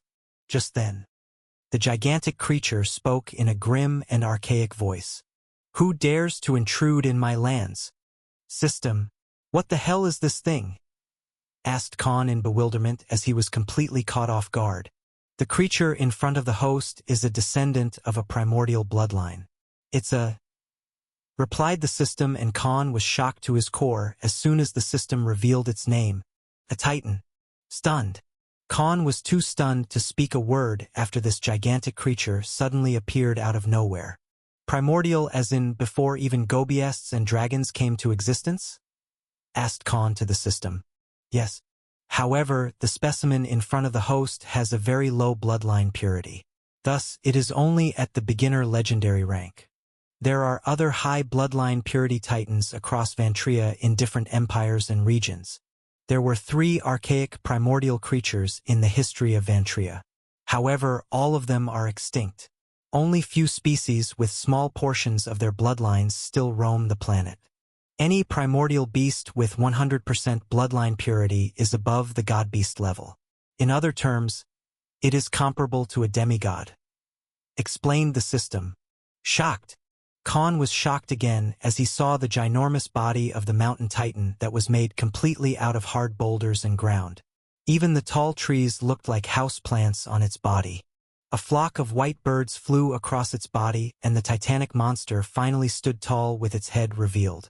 Khan on the other end looked like a small rat in front of this legendary rank monster. A completely dark brown figure with a bit of greenery across its enormous body stood tall and looked down at Khan as its insurmountable aura suddenly leaked outside and instantly made Khan kneel on the ground. Damn! It's at least level 250, thought Khan as he estimated its strength. The titan in front of him was comparable to a legit first-stage saint. But unlike before when he hunted the Invimarak monster, Khan had completely run out of space force, so neither could he run away, hide or kill this legendary monster. War Dominance. Khan quickly activated War Dominance and broke through the heavy pressure on his body. He then looked at the overbearing monster with a firm gaze. The next moment, the gigantic creature looked down and finally saw the invader who woke it from the peaceful slumber. A human? It has been a long time since I saw one. How did it even get inside my territory? Said the titan to himself, whose face and eyes were undetectable to Khan. All Khan saw was a giant head with no eyes or a mouth. It was completely opposite of the types of titans he saw inside the anime during his past life, who looked like naked people running around in a funny way. Well, it doesn't matter. Its end shall be the same as those intruders in the past. Spoke the titan to himself. Khan, who had the knowledge of all languages known to the war deity blessing, actually understood what the titan was speaking. Yet he did not try to talk or converse with it, learning from his previous experience with the magma drake. Khan already knew that no amount of sweet talk would help him escape, because he was indeed an intruder who sneaked inside its lair. Khan now understood why the North needed 2 semi-saint commanders to handle this part of the border. Because not only the Frost Giant army was frightening, but their regional boss was so terrifying to the point that even someone like Khan felt an immense threat to his life. Khan had fought Valkyrie Brunhild summoned by Cassandra, who was as big as this monster. But the summoned deity's aura and strength were limited because Cassandra herself was a semi-saint. And compared to that, this titan was also many times stronger based on the amount of world energy it exuded while standing still. What the hell do I do? Asked Khan to himself. Although he was able to stand firmly by overthrowing the pressure, it was a completely different thing if a fight broke out. Khan quickly started calculating his chances at the moment. If it was a trained fighter, the Earth Titan would be a first-stage saint as well, so he couldn't afford to have a frontal clash with this monster. Since Rudra was already in a food coma after eating Jormungandr, they couldn't wake him either. Also, it was the time of the afternoon, so Khan couldn't use the Hero of Darkness title either. And without any reserves of Space Force left in his body at this crucial moment, he couldn't use the Dimensional Cut skill either.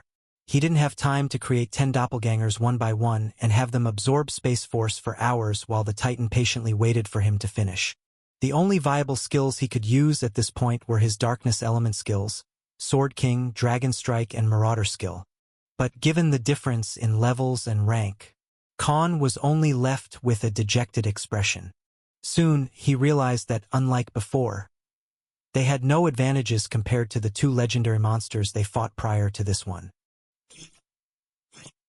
While Khan was running the simulation, the mountain titan, who felt Khan's aura thwarting its own, became furious because this act was no different than challenging it right inside its home. Boom! A massive burst of brown aura exploded, and Khan, who stood within 100 meters radius from the mountain titan, was thrown away around like a ragdoll. Bang! Crack! His body clashed against the giant boulders present in the terrain. But he quickly adjusted his footing and gave a deathly stare at the titan. I guess I have no choice, he said, and the next second, swoosh! A black shadow exited out of his body, and in just 3 seconds, the entire 3-kilometer radius of ground was covered by it.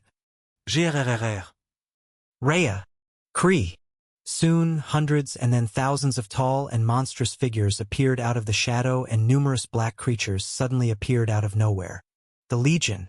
Khan released all the 15,000 frost giants and ice elemental monsters he had created in the past 10 days. These creatures were the only ones suitable to fight in this frost-filled terrain.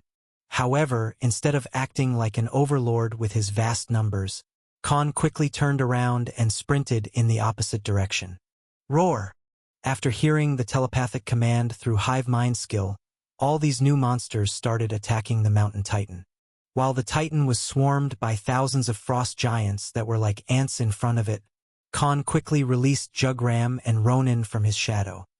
He then quickly informed them about the plan that just hatched in his mind as the trio kept running in the opposite direction. "Master, it might not go as you planned," spoke Ronin. "We have no other choice, or we all will die," spoke Khan. "I'll follow your command," spoke Jugram. "All right, everyone, let's commence the battle tactic. Code name," spoke Khan as he revealed the name of his plan that just came to his mind. "Attack on Titan." In front of the enormous body of the mountain titan, an army of 15,000 fierce and tall creatures including dozens of different species amassed and attacked it with whatever skill they had. Boom! Crack! Shatter! Over 200 meters of ground shattered to smithereens as the titan joined its massive fists and gathered world energy around them while making this devastating attack. Splat! Hundreds of frost giants and ice elemental monsters in the effective area of that attack skill were either obliterated or ripped apart from the dense energy that was released after the strike. Dozens of large crevices formed on the battlefield, and some of the subordinates fell right in them after the ground trembled because of the shockwaves. While the onslaught was carrying on, Khan hid behind a cliff and created a doppelganger. He handed it a space ring filled with SS rank cores and without even having the need to speak. He took out the Peak Saint's core and through their soul connection, he commanded it to completely hide its presence. Then the doppelganger quickly placed its hands on the core and started absorbing the mana and world energy to create Space Force. "All right, it's time to act," spoke Khan to Ronin and Jugram. The generals nodded in agreement and the trio spread in 3 different directions. The thousands of dead subordinates lay in the frozen mountainous valley because the Titan was simply too powerful and all of its attacks basically changed the composition of the battlefield to its favor. Just then, boom! A scarlet-red aura was exuded and an 8-meter-tall blazing figure suddenly revealed its deathly and tyrannical aura. The Titan, who was busy killing hundreds of monsters with just a stomp of his feet and using different area of effect attack skills, suddenly turned its head that had no eyes or a face to the source of his aura. Just now, Jugram turned into his Chaos Demon form again and attracted the attention of the Mountain Titan towards him. And with the Hell Berserker, who had many team buff skills that rose the whole Legion army's total damage output by twice, the attacking side finally had a chance to fight back. The swarm of monsters jumped over the body of the Titan and launched their claw and clashing attacks, but the Titan wasn't even fazed from these attacks.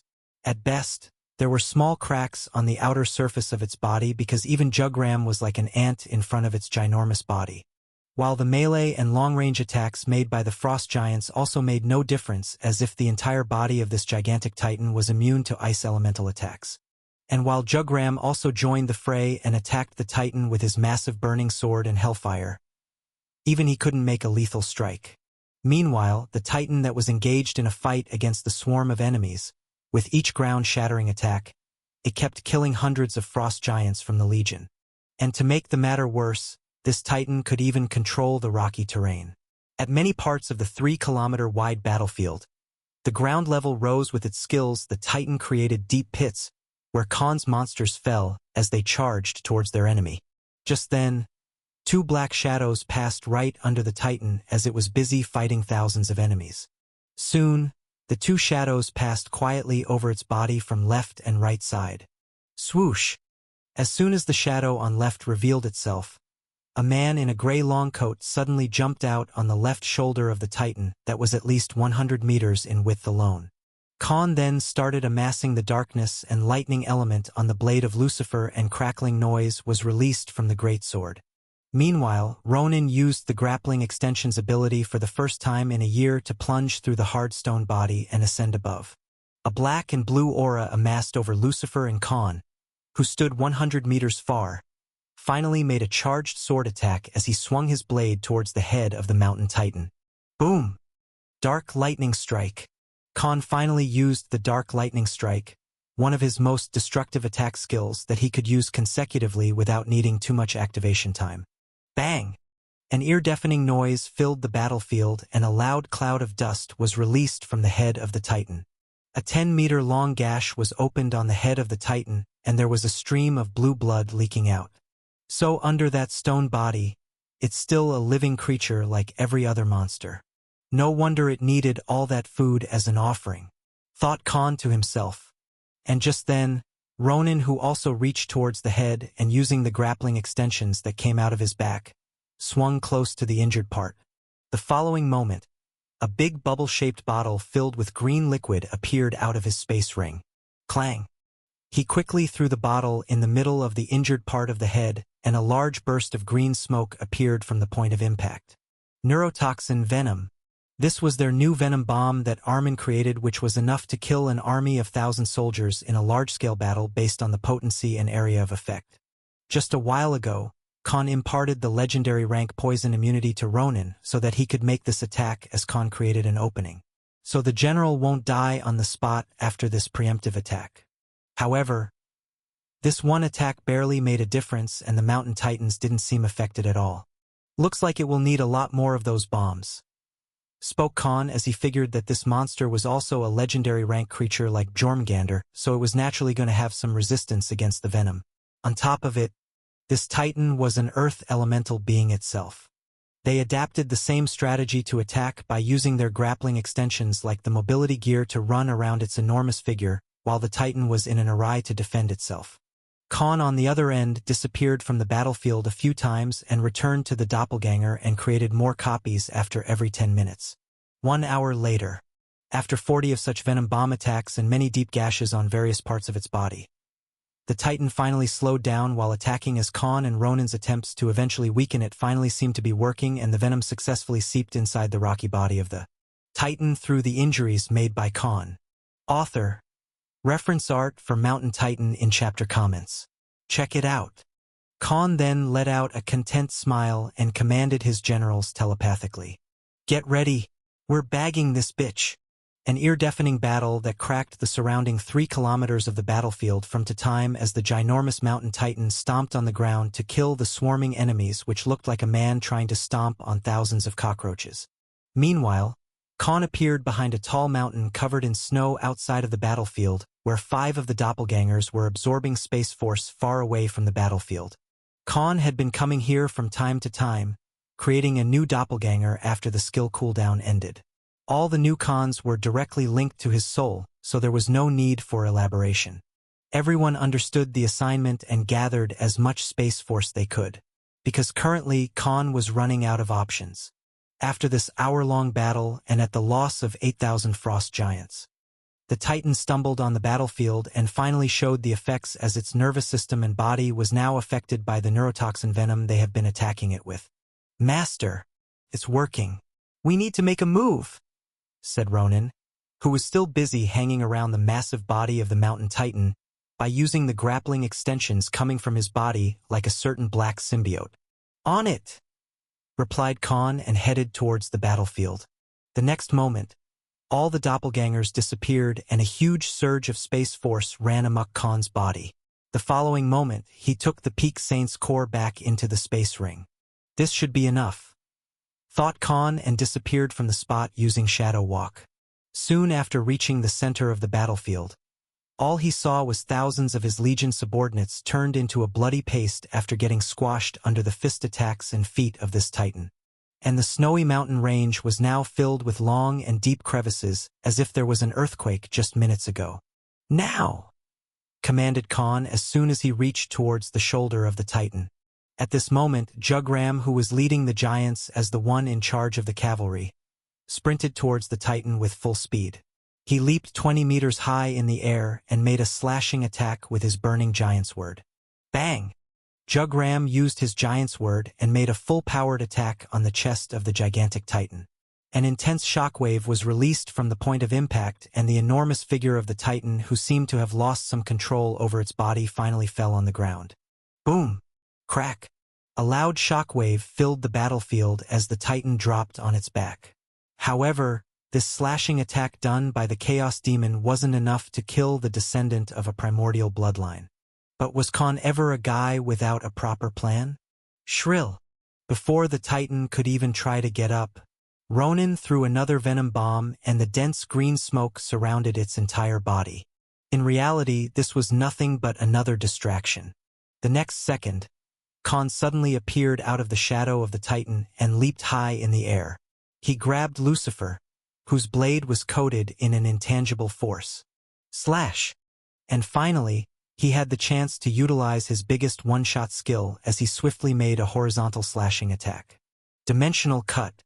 In just a second, an invisible blade passed through the whole neck of the Titan that was at least 100 meters in radius, and before it could even sense what happened, thud! A massive head that was no different than a boulder suddenly cracked open the ground, where it fell and rolled to the left after being detached from its main body. Phew! Just in the nick of time, spoke Khan as he finally managed to kill the mountain Titan right when it didn't expect it. If not for the neurotoxin venom bombs, the Titan would have killed Khan even if he released all of his 300,000 subordinates, who wouldn't be able to put the slightest resistance against this creature. Without the access to the dimensional void, Khan was basically a headless chicken ready to be served on a platter. But thanks to his sharp mind, their battle strategy greatly affected the Titan and slowed it down to the point where the legendary rank monster didn't even have the time to react or use its aura to stop Khan from attacking it with the dimensional cut skill. A river-like stream of blue blood ran across its neck, and the gigantic creature was finally taken care of. Khan let out a long sigh of relief as his entire body was covered in sweat from this long battle. But for some reason, Khan had an ominous feeling as the mana and world energy exuded by the Titan still hadn't subsided. Raurea! Damn! The head wasn't its weakness, cursed Khan as he realized that he just wasted his only perfect finisher move on a place that wasn't the best way to actually kill the Titan. This monster's head was more like an extension and not the real brain or the core of the creature. A hoarse roar was released from the headless Titan. But rather than giving it a chance, Khan didn't waste a single moment and activated a particular skill for the first in a battle. Swoom! Dimensional Domain. Khan used this domain skill with the leftover space force he had, and a dark domain suddenly encapsulated the 200 meters radius over the torso of the Titan. The next second, the creature felt like its body had lost half of its strength. Suddenly, 60% physical stats of this Titan were reduced under this domain, and Khan had Marauder skill ready to bypass the remaining defenses. He let go of Lucifer, and soon, a 250 meters tall greatsword made with 6 different elements including the darkness element came to be. Dragon Strike. Boom! A gigantic mushroom-shaped cloud of dust arose after the explosion from Khan's biggest killer move landed on the chest of the already weakened Titan. Thud! Khan suddenly dropped on his knees and started panting heavily. Just now, he had used all of the little space force that was left and his most devastating strike attack that consumed half of his mana and strength in a single go. And as the dust finally settled, the body mountain Titan lay on the battleground without moving in the slightest. In the center of its torso was a massive glowing brown core exactly where his dragon strike hit the enemy. Khan's profusely sweating figure sat on the rocky body of the Titan, and he spoke in an exhausted voice. Too close. That was too close. He cursed himself for acting too brazenly and wasting his dimensional cut skill without finding its weakest point first. He foolishly assumed that taking out the head will do the job like always. But this wasn't a Titan from Earth but a creature of Vantria. Yet luckily, he still made it at the last moment by taking away all its physical advantages thanks to the Dimensional Domain skill and Marauder skill when he used Dragon Strike to land the final blow. Khan then put his hands on the ginormous corpse and activated the ability Absorption Divine ability. After a full 5 hours, he was finally done. But instead of trying to read through the notifications sent by the system, the next moment, however, a large shadow left Khan's body. Thud! A 13-meter-tall humanoid creature with 2 large horns on its head, holding a battle axe and a giant shield, jumped out of his shadow. Khan then spoke in a content voice. It's about time for you to rank up. He looked at this general and said its name, Blackwell. On Khan's left side stood the Guardian Knight subordinate who was still only at Lord rank general despite having been created nearly a year ago. It wasn't that Khan had been intentionally neglecting this subordinate, but rather, he never had a proper specimen to merge with this general who was a variant Minotaur. But right after Khan managed to kill this Titan, the first thought that came into his mind was ranking up Blackwell. Not out of pity but because among all of the generals, Blackwell was the most suitable subordinate to be mixed with this descendant of the primordial bloodline. And unlike others, he also didn't have any particular element attached to his body either. Omega was a magic swordsman proficient in lightning element and quick attacks. Ronan was an assassin well-versed in using poison and toxin-related skills since he was merged with a dungeon boss with the same skills. Oliver was an emerald archer who had the variant Garuda bloodline and the sky was his domain. Jugram was a hell berserker general with the variant true demon bloodline called the Chaos Demon, having fire as his main element. Armin was a healer and an alchemist after merging with Grandmaster Leshen aka Prithvi Aranya. Because of this, the wood element became his main forte after the upgrade. Cyril, on the other end, was an undead with darkness element. He shared the same darkness element and dark magic skills similar to Khan after merging with an undead lich. As for Rudra, he now had the magma element associated with him after he successfully absorbed the body and the bloodline of the magma drake. All of the generals and the first two subordinates were specialized in a profession and an element of their own. However, only the Guardian Knight subordinate was left behind after he was merged with a Minotaur dungeon boss and never had a chance to become useful in a battle because he couldn't take a human form due to the rank limitations. He needed to at least be a High Lord and past level 100 for it. As of now, Blackwell himself was level 148, but he never got the upgrade he needed to become useful to his master. And now, the Judgment Day had finally arrived. Master, I might sound selfish but please leave its core to me, spoke Blackwell as he knelt on his left knee and asked in a pleading tone. All right, I already have a first-stage Saint's core, so there's no need for me to use it when I'm ready to break through to Saint rank. Besides, it's too big for me to eat anyway, spoke Khan as he understood what Blackwell meant, because when merged with a complete body along with the core of a monster, there was a 100% chance for the resultant to become even a stronger version than without the core during the synthesis procedure. Without giving it a second thought, Khan gave his command. Merge! The synthesis divine ability requires 50,000 SS rank mana cores and ores to make up for the difference between stats and rank since the subordinate named Blackwell is only a Lord rank being. Suddenly, the system alerted. Ah, I remember this. It also happened when I upgraded Omega to a Lord rank Leakin, said Khan. In the past, even 1,000 SS rank mana cores were a big deal when he ran the Bloodborne company in the capital Rathna. But now, even 1,000,000 of these cores were no different than pocket change for Khan. Take it! Spoke Khan, and suddenly, the required resources disappeared from his space ring. The following moment, both Blackwell and the corpse of the mountain titan were covered in a black shadow which then started coalescing together. Thus, the synthesis divine ability becoming active again. Although Khan lost nearly 10,000 Velkas, the upgraded version of the Frost Giants along with the high-rank mana cores and ores used to create them, there was no sense of regret on his face. Because compared to the huge benefits he received, it was nothing but a small price to pay for salvation. Meanwhile, Khan commanded the system to give him the details on the newly acquired abilities. System, report. Congratulations to the host for acquiring the following abilities vs skills. Titan Physique, SSS rank, active. Allows the host to turn the entire body to that of a titan. In this state, the host has an impenetrable physique that is immune to elemental physical attacks and magic spells except for the darkness and lightning element. Skill activation time, 10 minutes. Note: the current body and rank of the host are unsuitable for using this skill. The host must become a saint rank being first for it to come under effect. Titan Transformation, SSS rank, active. Allows the host to increase the entire body size by 30 times during a fight. The higher ranked the host becomes, the more size increase can be achieved.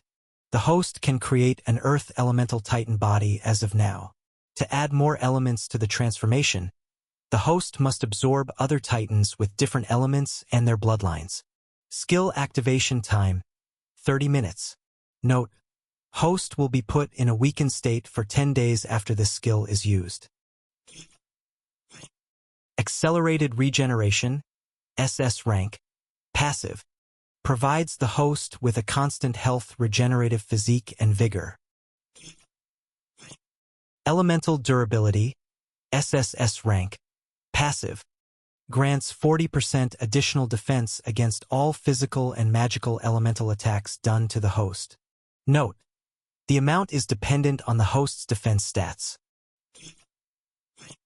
Titan's Rage, SSS rank, active, allows the host to enter a frenzied state where strength is raised by 4 times and defense by 3 times. Note: this ability can be used only after activating the Titan transformation skill first.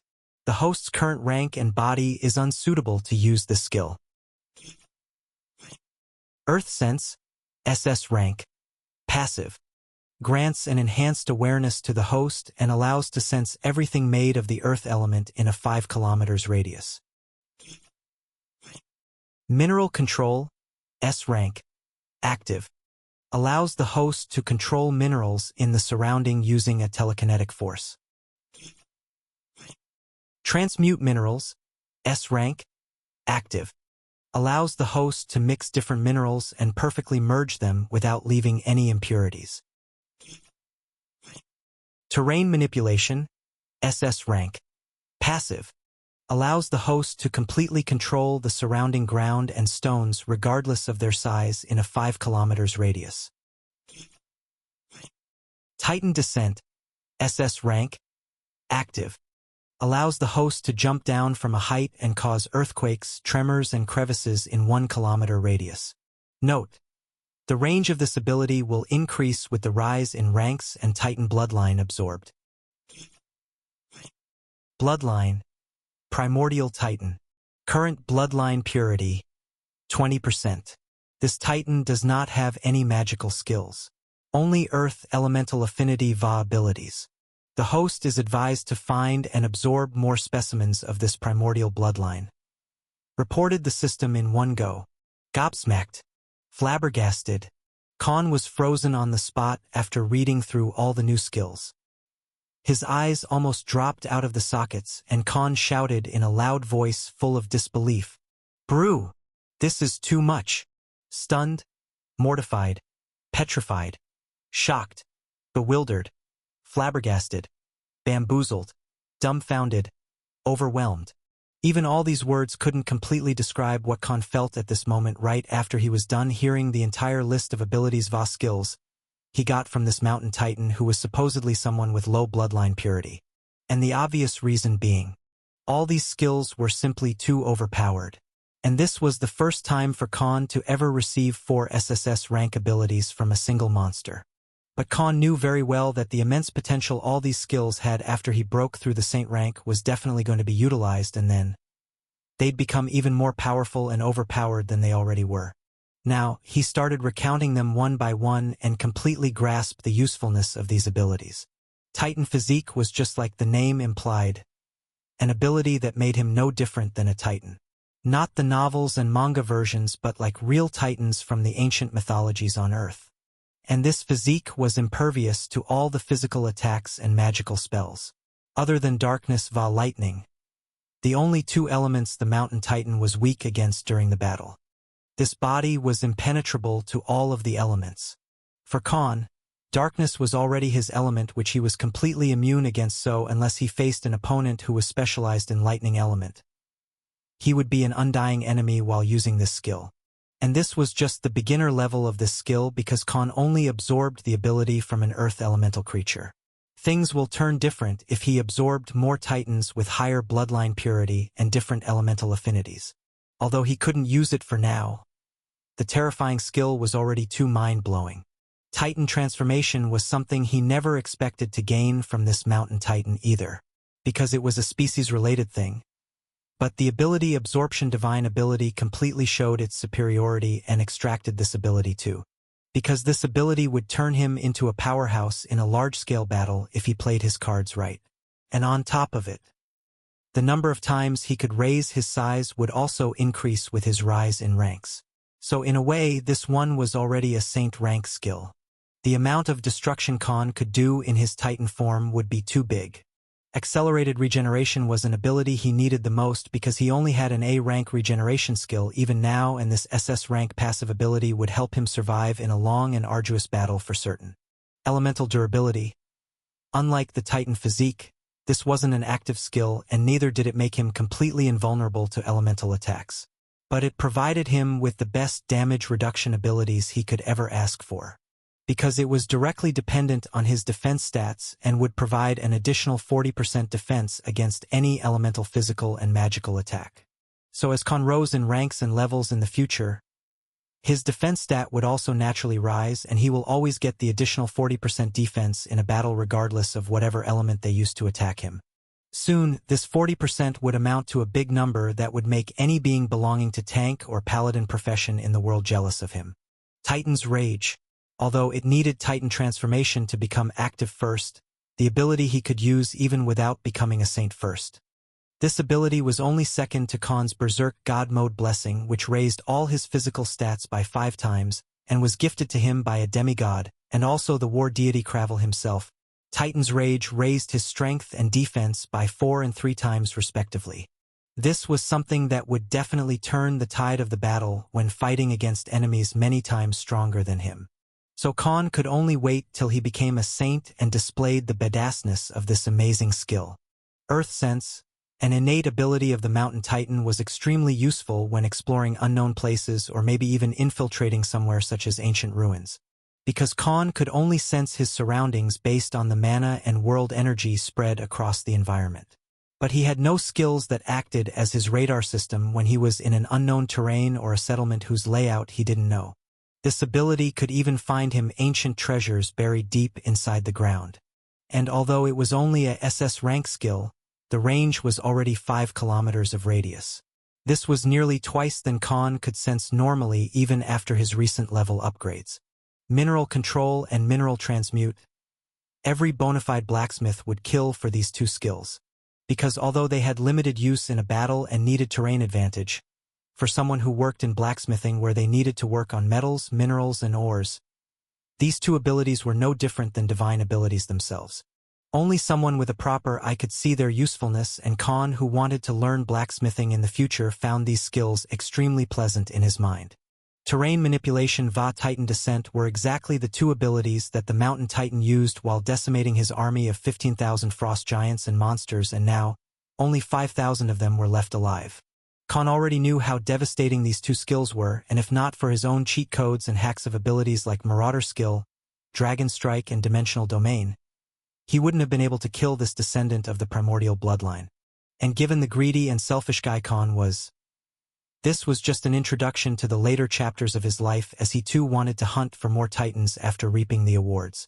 At this moment, he came to realize that although he probably took the most time among all other heroes who received the support from their respective empires, no way would any of them have these many abilities that would grow stronger with time like his case. He wasn't even trying to flex his superiority, but he was well aware of the truth. Why am I so great, handsome, filthy rich, strong, and badass? Asked Khan to himself as he was overwhelmed by his own awesomeness. But just then, the system notified him about the results of the synthesis, and Khan was frozen on the spot again and his jaw hit the ground. Congratulations to the host. The subordinate named Blackwell has ranked up. Replied the system and spoke again. Rank? Legendary. A few minutes ago, both Ronan and Jugram looked at each other with squinted eyes and constricted faces as their master was acting all humble and modest while exuding peak shamelessness at the same time as he praised himself. System, revive all the dead Legion members. Take as many cores as you need, said Khan. Although it would cost him a few 100,000 SS rank cores to revive all the 10,000 frost giants and ice elemental monsters of his army. He just couldn't let them go to waste because their use in such snowy terrain was irreplaceable. But Khan was frozen on the spot again as soon as the system notified him. Congratulations to the host. The subordinate named Blackwell has ranked up. Replied the system and spoke again. Rank? Legendary. As if all those SSS rank abilities were not enough, the system dropped another bomb on him. Because at best, Khan expected Blackwell to become a High Lord, albeit a strong one.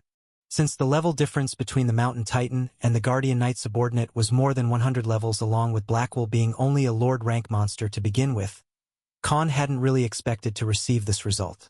System, how did this happen? asked Khan with a puzzled expression.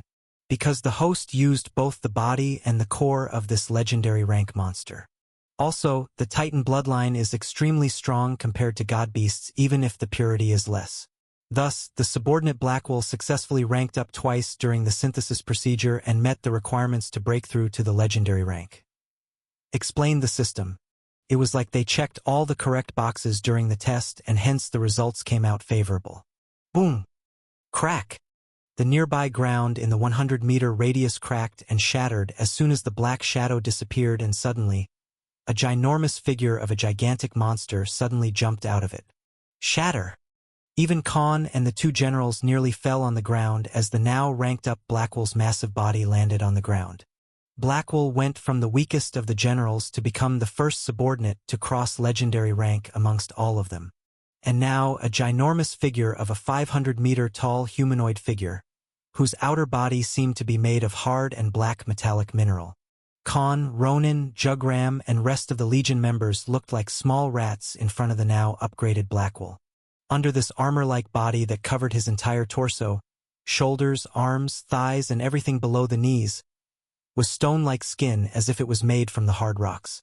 The shoulders and the back had these black armor-like spikes coming out of them that acted like spears that would easily impale an opponent if they tried to physically touch him. It was as if his entire body was now made from some sort of mineral that was even harder than mithril.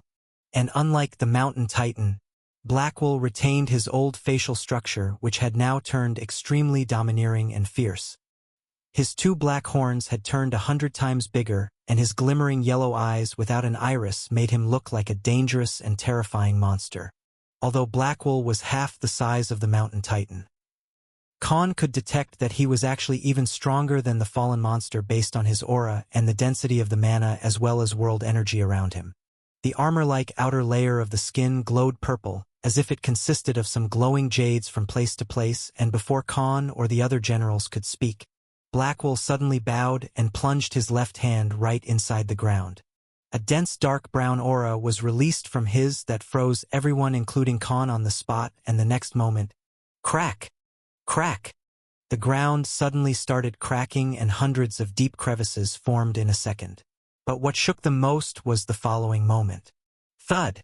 A loud thud that sent a strong shockwave in the 1-kilometer radius filled the surroundings, and as soon as their gaze settled again, a gigantic 400 meters tall giantsword made out of the same mineral-like substance which had covered Blackwolf's new body came to be. The guarding knight used his new innate skills such as mineral control and mineral transmute to create this gigantic sword that was even bigger than Khan's dragon strike. Khan and the generals, who stood 200 meters away from this monstrosity, had their eyes popped out as they saw this natural disaster standing tall, as if it was the overlord of this whole region. Based on this aura, he's above level 250. And given the size, he's already bigger and stronger than Rudra. Spoke Khan with an aghast expression, because if he was right, Blackwolf not only inherited all the abilities of the Mountain Titan, but he also had all the abilities of the Sega Minotaurus, a variant of the Minotaur species. System, give me all his stats and abilities. Ordered Khan as he looked at the new general who now even surpassed the mythical rank Basilisk that was actually Khan's biggest trump card. Following are the stats, abilities, and skills of the subordinate named Blackwolf. Name Blackwolf. Species: Kronos, Variant Titan. Job: Abyss Knight. Ancient rank. Rank: Legendary rank. Level: 263. Strength: 26,007. Agility: 18,864. Dexterity: 15,027. Defense: 34,082. Mana: 19,529. Bloodline: Primordial Titan. Current bloodline purity: 32%. Skin và ability: Titan physique, SSS rank. Elemental durability, SSS rank. Titan's rage, SSS rank. Marauder King, SSS rank. Wrath of Vajra, SSS rank. Terrain manipulation, SSS rank. Titan descent, SSS rank. Accelerated Regeneration, SS rank. Earth Sense, SS rank. Mineral Control, SS rank. Transmute Minerals, SS rank. Note: since the subordinate is a creature with the bloodline, some innate abilities have automatically ranked up. Following are the upgraded abilities that the subordinate previously had. Battle Roar, SS rank. Active. Allows the subordinate to stun anyone present in a 2-kilometer radius except the host VA fellow subordinates for 120 seconds. Defense Amplifier, SS rank. Active. The longer the subordinate defends against an enemy, the more defense will increase in a set amount of time. The subordinates can also grant twice the defense to all the subordinates in a 3 kilometers radius. Health Reserve, SS rank. Passive. When health is closer to depletion, allows the subordinate to instantly recover 60% of maximum health. Reported the system. Khan spoke as he and the others were still rooted on the spot. This guy is just too OP. In front of the massive titan was an army of the Legion subordinates as well as his master and the fellow generals. However, the aura Blackwell emitted was leagues above even compared to everyone present in this frosted mountain range. Khan, Ronin and Jugram could only gulp down their own saliva in shock after they sensed the insurmountable presence and strength from the now evolved subordinate who now dwarfed all of them together. His half-kilometer height body was even bigger than the castle they all currently lived in. As for the towering giant's word he created out of the minerals buried in the ground, was big enough to kill 1,000 people with just a single swing. Khan, on the other hand, was speechless again as his eyebrows twitched in irritation. Too powerful. Blackwell was shamelessly too powerful. As if getting all the abilities of the Mountain Titan which made him incredibly hard to kill wasn't enough. He had all the Guardian Knight skills of the past. Also, Khan had already given him Marauder King Va Wrath of Vajra skill long ago. So in simple words, he was now looking at walking natural calamity. And on top of it, he had unlocked an ancient rank class called the Abyss Knight. Khan only knew of Cassandra Michelson, the Raven Sorceress, who also had the ancient rank class called the Deity Summoner. And he knew how terrifying she was as an opponent. Also, this evolution even exceeded Armin, who had the legendary rank profession amongst all his generals. System, what does the Abyss Knight ancient rank job offer? Asked Khan to the system in a curious tone. When the subordinate named Blackwell is on the last 1% of his HP, he will receive a 5 times boost in strength and defense for 1 hour. And the Abyss Knight can absorb the bodies of all the deceased beings in a 5 kilometers radius, using their corpses and cores to regenerate his own health quickly.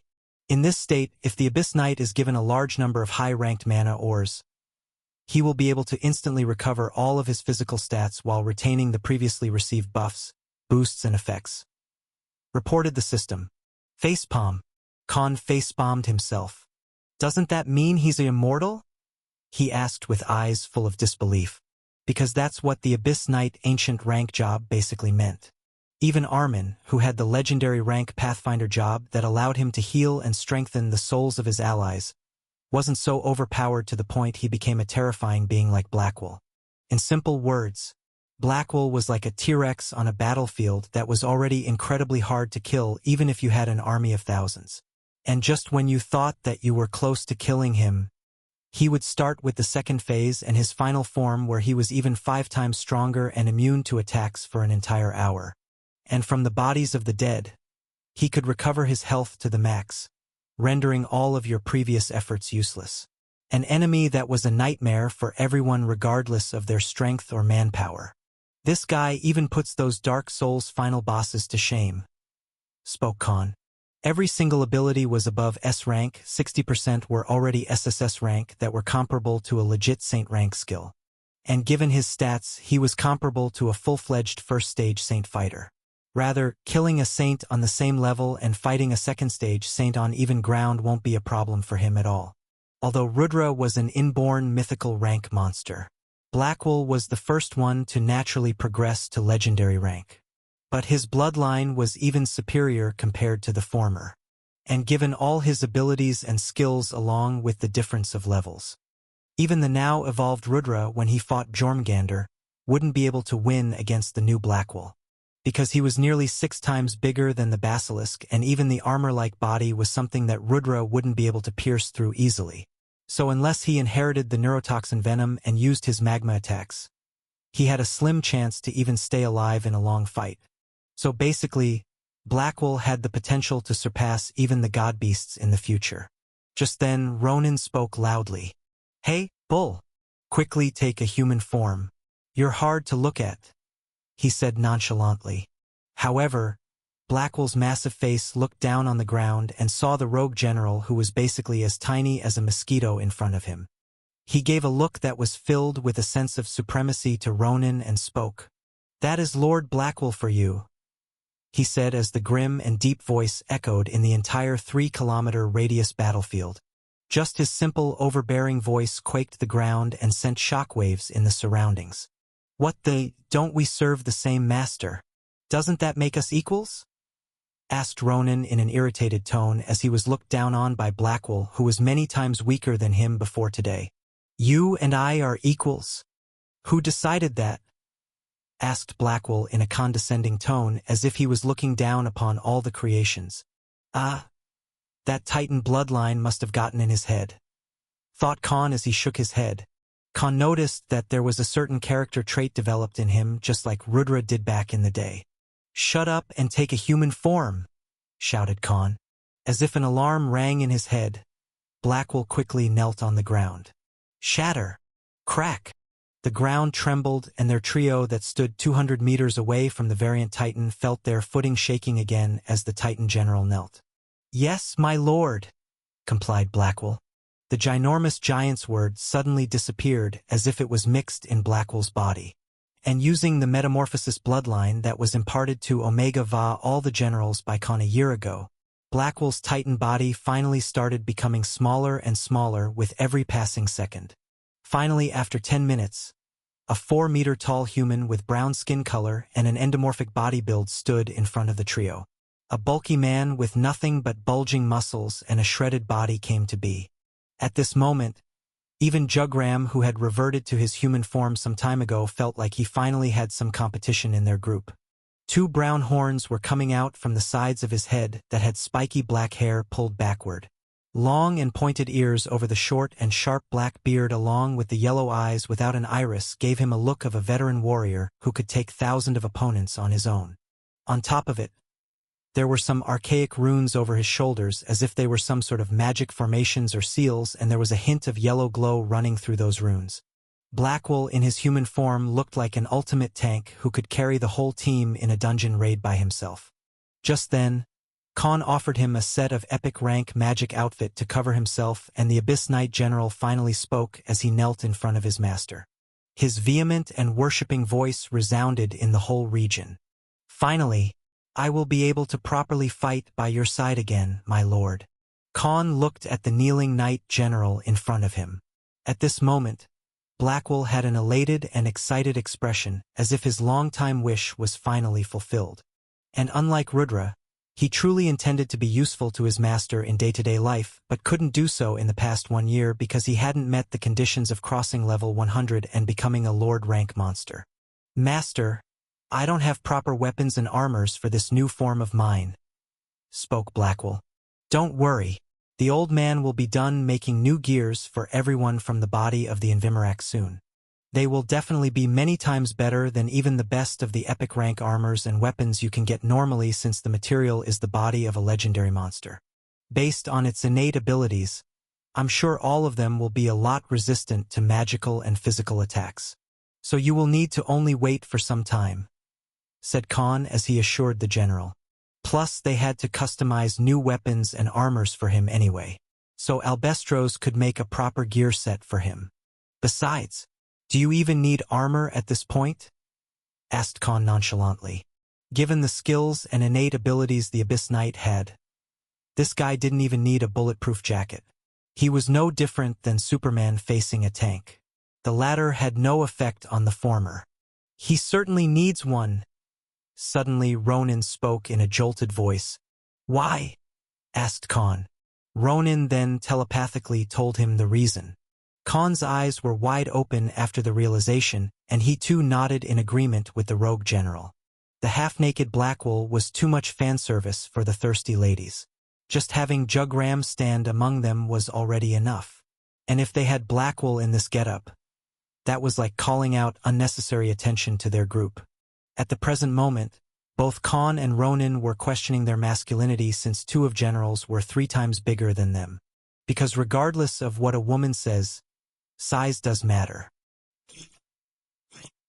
Shwoa. 3 days later, Khan's warship landed back in the main military headquarters, and he held another meeting between the officers and everyone who was in charge of looking after the affairs of the border of the north. Even Commander Mormont was present here at this moment. We have taken care of the regional boss. It was a legendary rank frost giant. Spoke Khan. Gasp! The entire room was filled with the gasps of the officers and management officials. Khan outright lied to them for his own reasons. But how? Even venturing in the deeper parts of the northern border was impossible in the past 150 years. So how did you do it, my lord? Asked Commander Stark.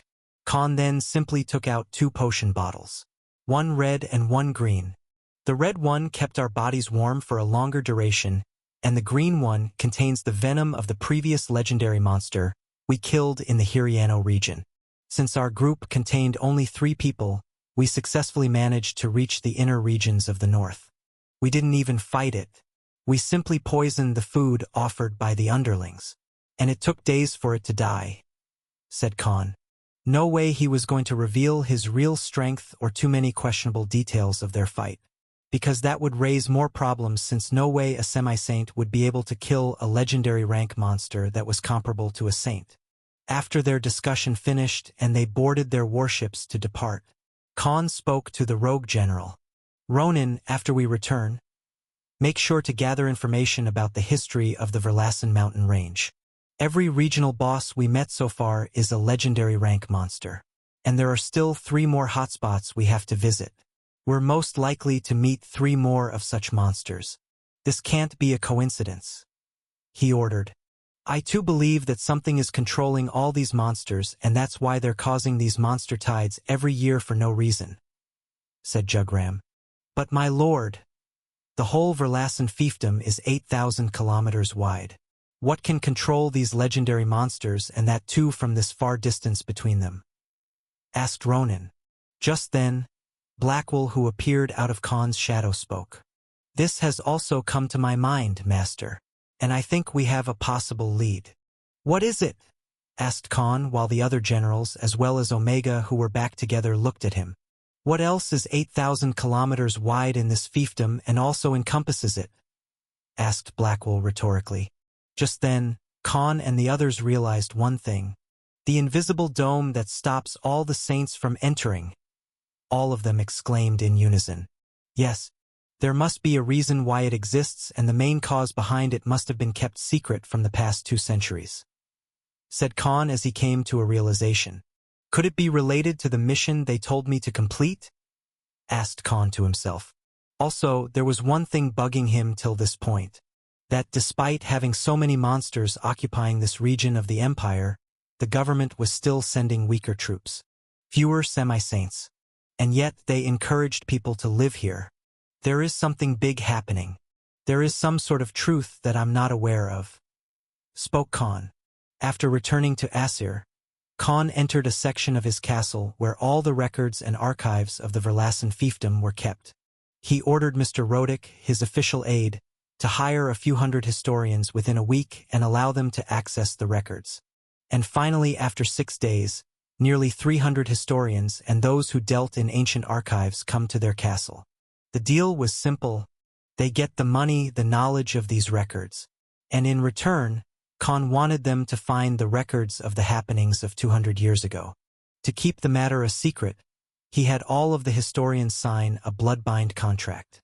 And after 3 days, they finally found him obscure records and gave their collective report. Khan's eyes were wiped open, full of disbelief as he read the real reason of this dome's existence that barred every saint from entering inside the Verlassen fiefdom. So that's what happened 200 years. It was the previous hero of lightning. The one summoned after my predecessor, the 8th hero of darkness, killed all the other heroes," he said, and his hand almost lost the grip after he read the final line. "But he actually died in that place." At this moment, Khan and all of his generals were present in a private room, and after Khan read the report provided by the most experienced and talented historians of the Verlassen fiefdom. Not just Khan, but all of them were surprised after the revelation.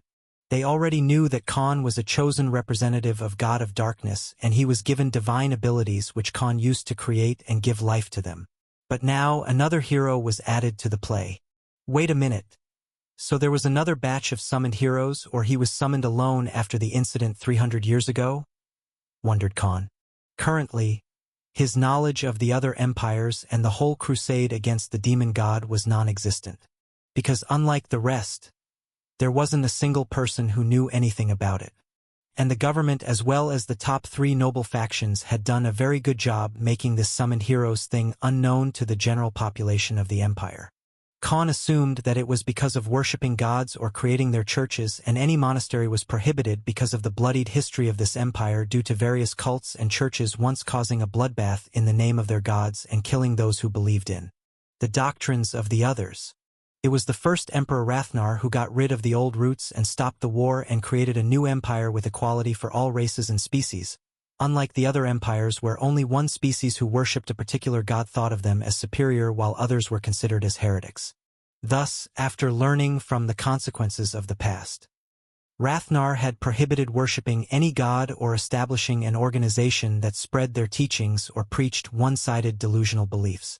In the past 1,000 years, Rocco's empire was the one place in the whole world of Vantria where all species and races could live in harmony and without any prejudice. Although one's personal beliefs were always different than the society, the imperial family had made sure that those rules were followed. And even after the Great War 100 years ago, the new government had also decided to follow the same path. Khan stopped the thought train and returned back to reality. The report says he was at least an 8th stage saint, even stronger than all the 3 faction leaders, and he was equally matched with the previous emperor who was on the same level, said Khan as he ran through more details. But then how did someone so strong like him, that even the previous emperor couldn't die in the Verlassen mountain range? Asked Khan in a confused tone. What killed him? And what exactly is hidden in that place where that old vampire bastard wants me to go? Thought Khan. Because the deal he made with Alistair Moore Vandereyck didn't specify too many details. He was told that he'd receive the full instructions when the right time came. But the next moment, Khan's eyes turned serious as he clenched his left fist tightly and spoke in a furious tone. For 200 years, these bastards, including the Imperial, couldn't destroy that invisible dome. Also, it wasn't that they couldn't get rid of the legendary rank monsters, just that they didn't want to, he said after coming to a conclusion of his own.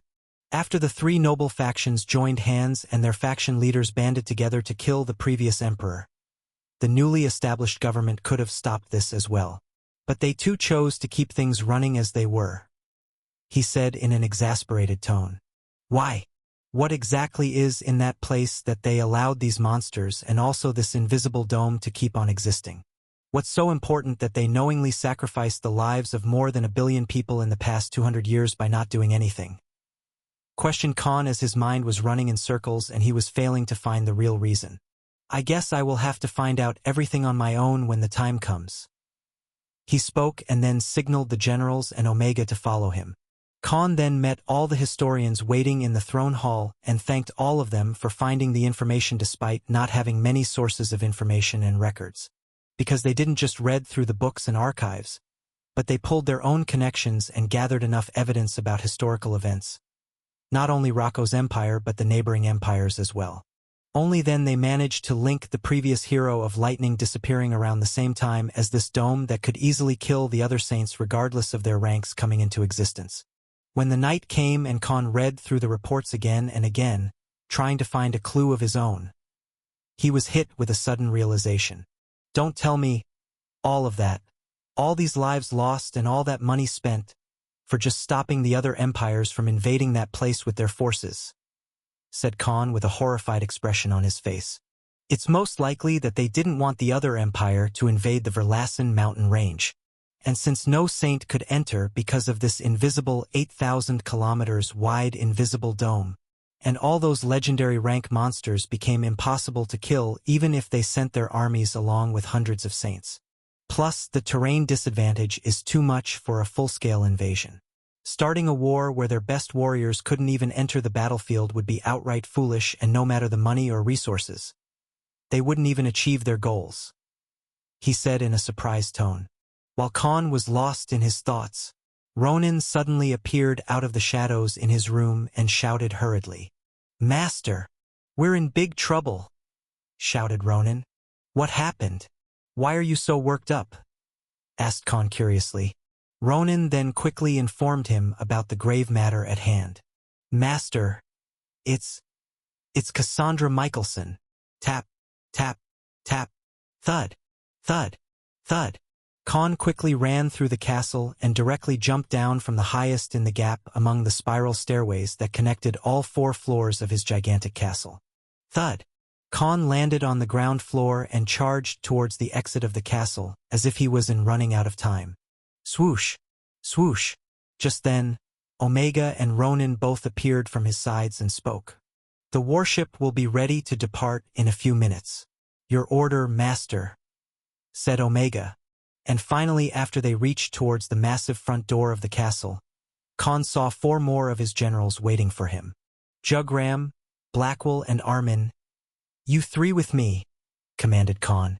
"Oliver, you leave right now and transmit me the situation when you reach there. You're faster than our warships," he said. The next moment, Oliver spread his wings and launched himself high in the air, leaving a sonic boom as an aftermath in his wake. Omega and Ronan prepare everything needed for establishing medical care centers and supplies to treat the wounded, and bring a large batch of the supplies by the morning. "We will need a lot based on the number of casualties," he ordered, and dashed towards the warship that was prepared by hundreds of his operators who controlled the flying ships department right under him. "Alarm our army and bring other warships with 2 million soldiers. This isn't an attack we can control and keep soldiers out of. Also, bring 4 warships with full ammunition. We will have to attack the enemy with all of our firepower." He relayed his final orders to Ronan and Omega as the warship finally ascended and departed for the battle zone. Khan, who stood inside the main cockpit of the warship, surrounded by Blackwell, Jugram, and Armin, spoke in a worried tone. "I hope we won't be too late, or it will leave a big mark on my reputation and my capabilities as the Sovereign," spoke Khan as he remembered the emergency video transmission Ronan showed him. In the video sent by Cassandra Michelson, who was currently serving as the temporary commander of the Thorak region, a border on the northeast region of the Verlassen fiefdom, which was also one of the 6 hotspots of the monster tides, was a bloodied battlefield, and even she looked all alarmed, while in the background was a gigantic figure of a monster flying in the sky. "Let's hope the damage is salvageable at least," spoke Khan as he prepared himself for a fierce battle. At this moment, in the Thorak region of the fiefdom, was a bloodied and burning battlefield. The main military headquarters of this region was undergoing a battle and firing magic cannons and hundreds of flying ships that acted as the Air Force were fiercely launching attacks on an enormous monster whose 2 wide wings spanned for 1 kilometer in width alone, while the monster itself was 300 meters tall. At this moment, the outpost was under an attack by a legendary rank monster. Boom! Shoot! Loud noises of magic guns and firing shots from the massive magic cannons filled the surroundings, as the forested region around this border was now lit with wildfire. The main perpetrator of this battle was a flying monster enemy that even someone like Cassandra couldn't fight alone. Unlike Khan, she didn't have a plethora of skills. All she could do was conjure magic formations, barriers, and cast elemental spells with all her attack prowess. "Sniff! Sniff! I swear I will avenge you. I'll kill this thing myself," shouted Cassandra while an unstoppable stream of tears ran through her eyes. Her furious and murderous gaze landed on this bird-like monster that was sending waves of wind elemental blades and causing massive tornadoes after tornadoes. Just those wind blades cut through firm trees, and the normal soldiers who fought from the ground and the flying ships had their bodies cut into pieces despite being fully armored. Over 100,000 soldiers had died at this point, and their shredded bodies filled the 10 kilometers of the battlefield. Hundreds of burning ships after they crashed from the attacks by this legendary monster lit up the ground, eventually causing wildfire in this once luscious green land. And as the commanding officer in charge, Cassandra alone stood at the front while battalions of flying ships and magic cannons set on the ground attacked this creature. For now, all they could do was to stop this legendary beast from entering the inner areas such as cities and populated regions. Otherwise, there'd be an unimaginable bloodbath where the common citizens will be the victims. At this exact second, Cassandra finally lost her patience, and her enraged expression, as if she suffered a great loss, was easy to notice. And finally, she started chanting the spell that she once used in the finale of the Emperor's Chosen competition when she fought Khan. 4 hours later, swoosh, swoosh, thousands of flying ships filled with troops of soldiers flew over the region. And in front of this flying army was a black warship. The man donned in a gray long coat with a blistering greatsword in his hand gazed at the lands below. These were the remains of the military outpost that was now completely destroyed. There was no end to the number of dead bodies of the normal soldiers, while the survivors were screaming and wailing in agony. Even for someone like Khan, who had his fair share of killing, this was a massacre on a completely different scale. One of the main reasons why he chose to hunt the legendary rank monsters on his own. Because the collateral damage and the number of lives lost were simply too much to bear. Just then, Oliver, who was sending him reports from afar, sent another transmission. A video transmission of the legendary rank flying monster that was having a clash with a 1-kilometer-tall armored deity. "So she's gone that far," spoke Khan as he let out a serious expression. Because at this moment, Cassandra was fighting against the legendary monster by summoning the Shield Maiden deity he too once fought against. It was none other than Valkyrie Brunhild.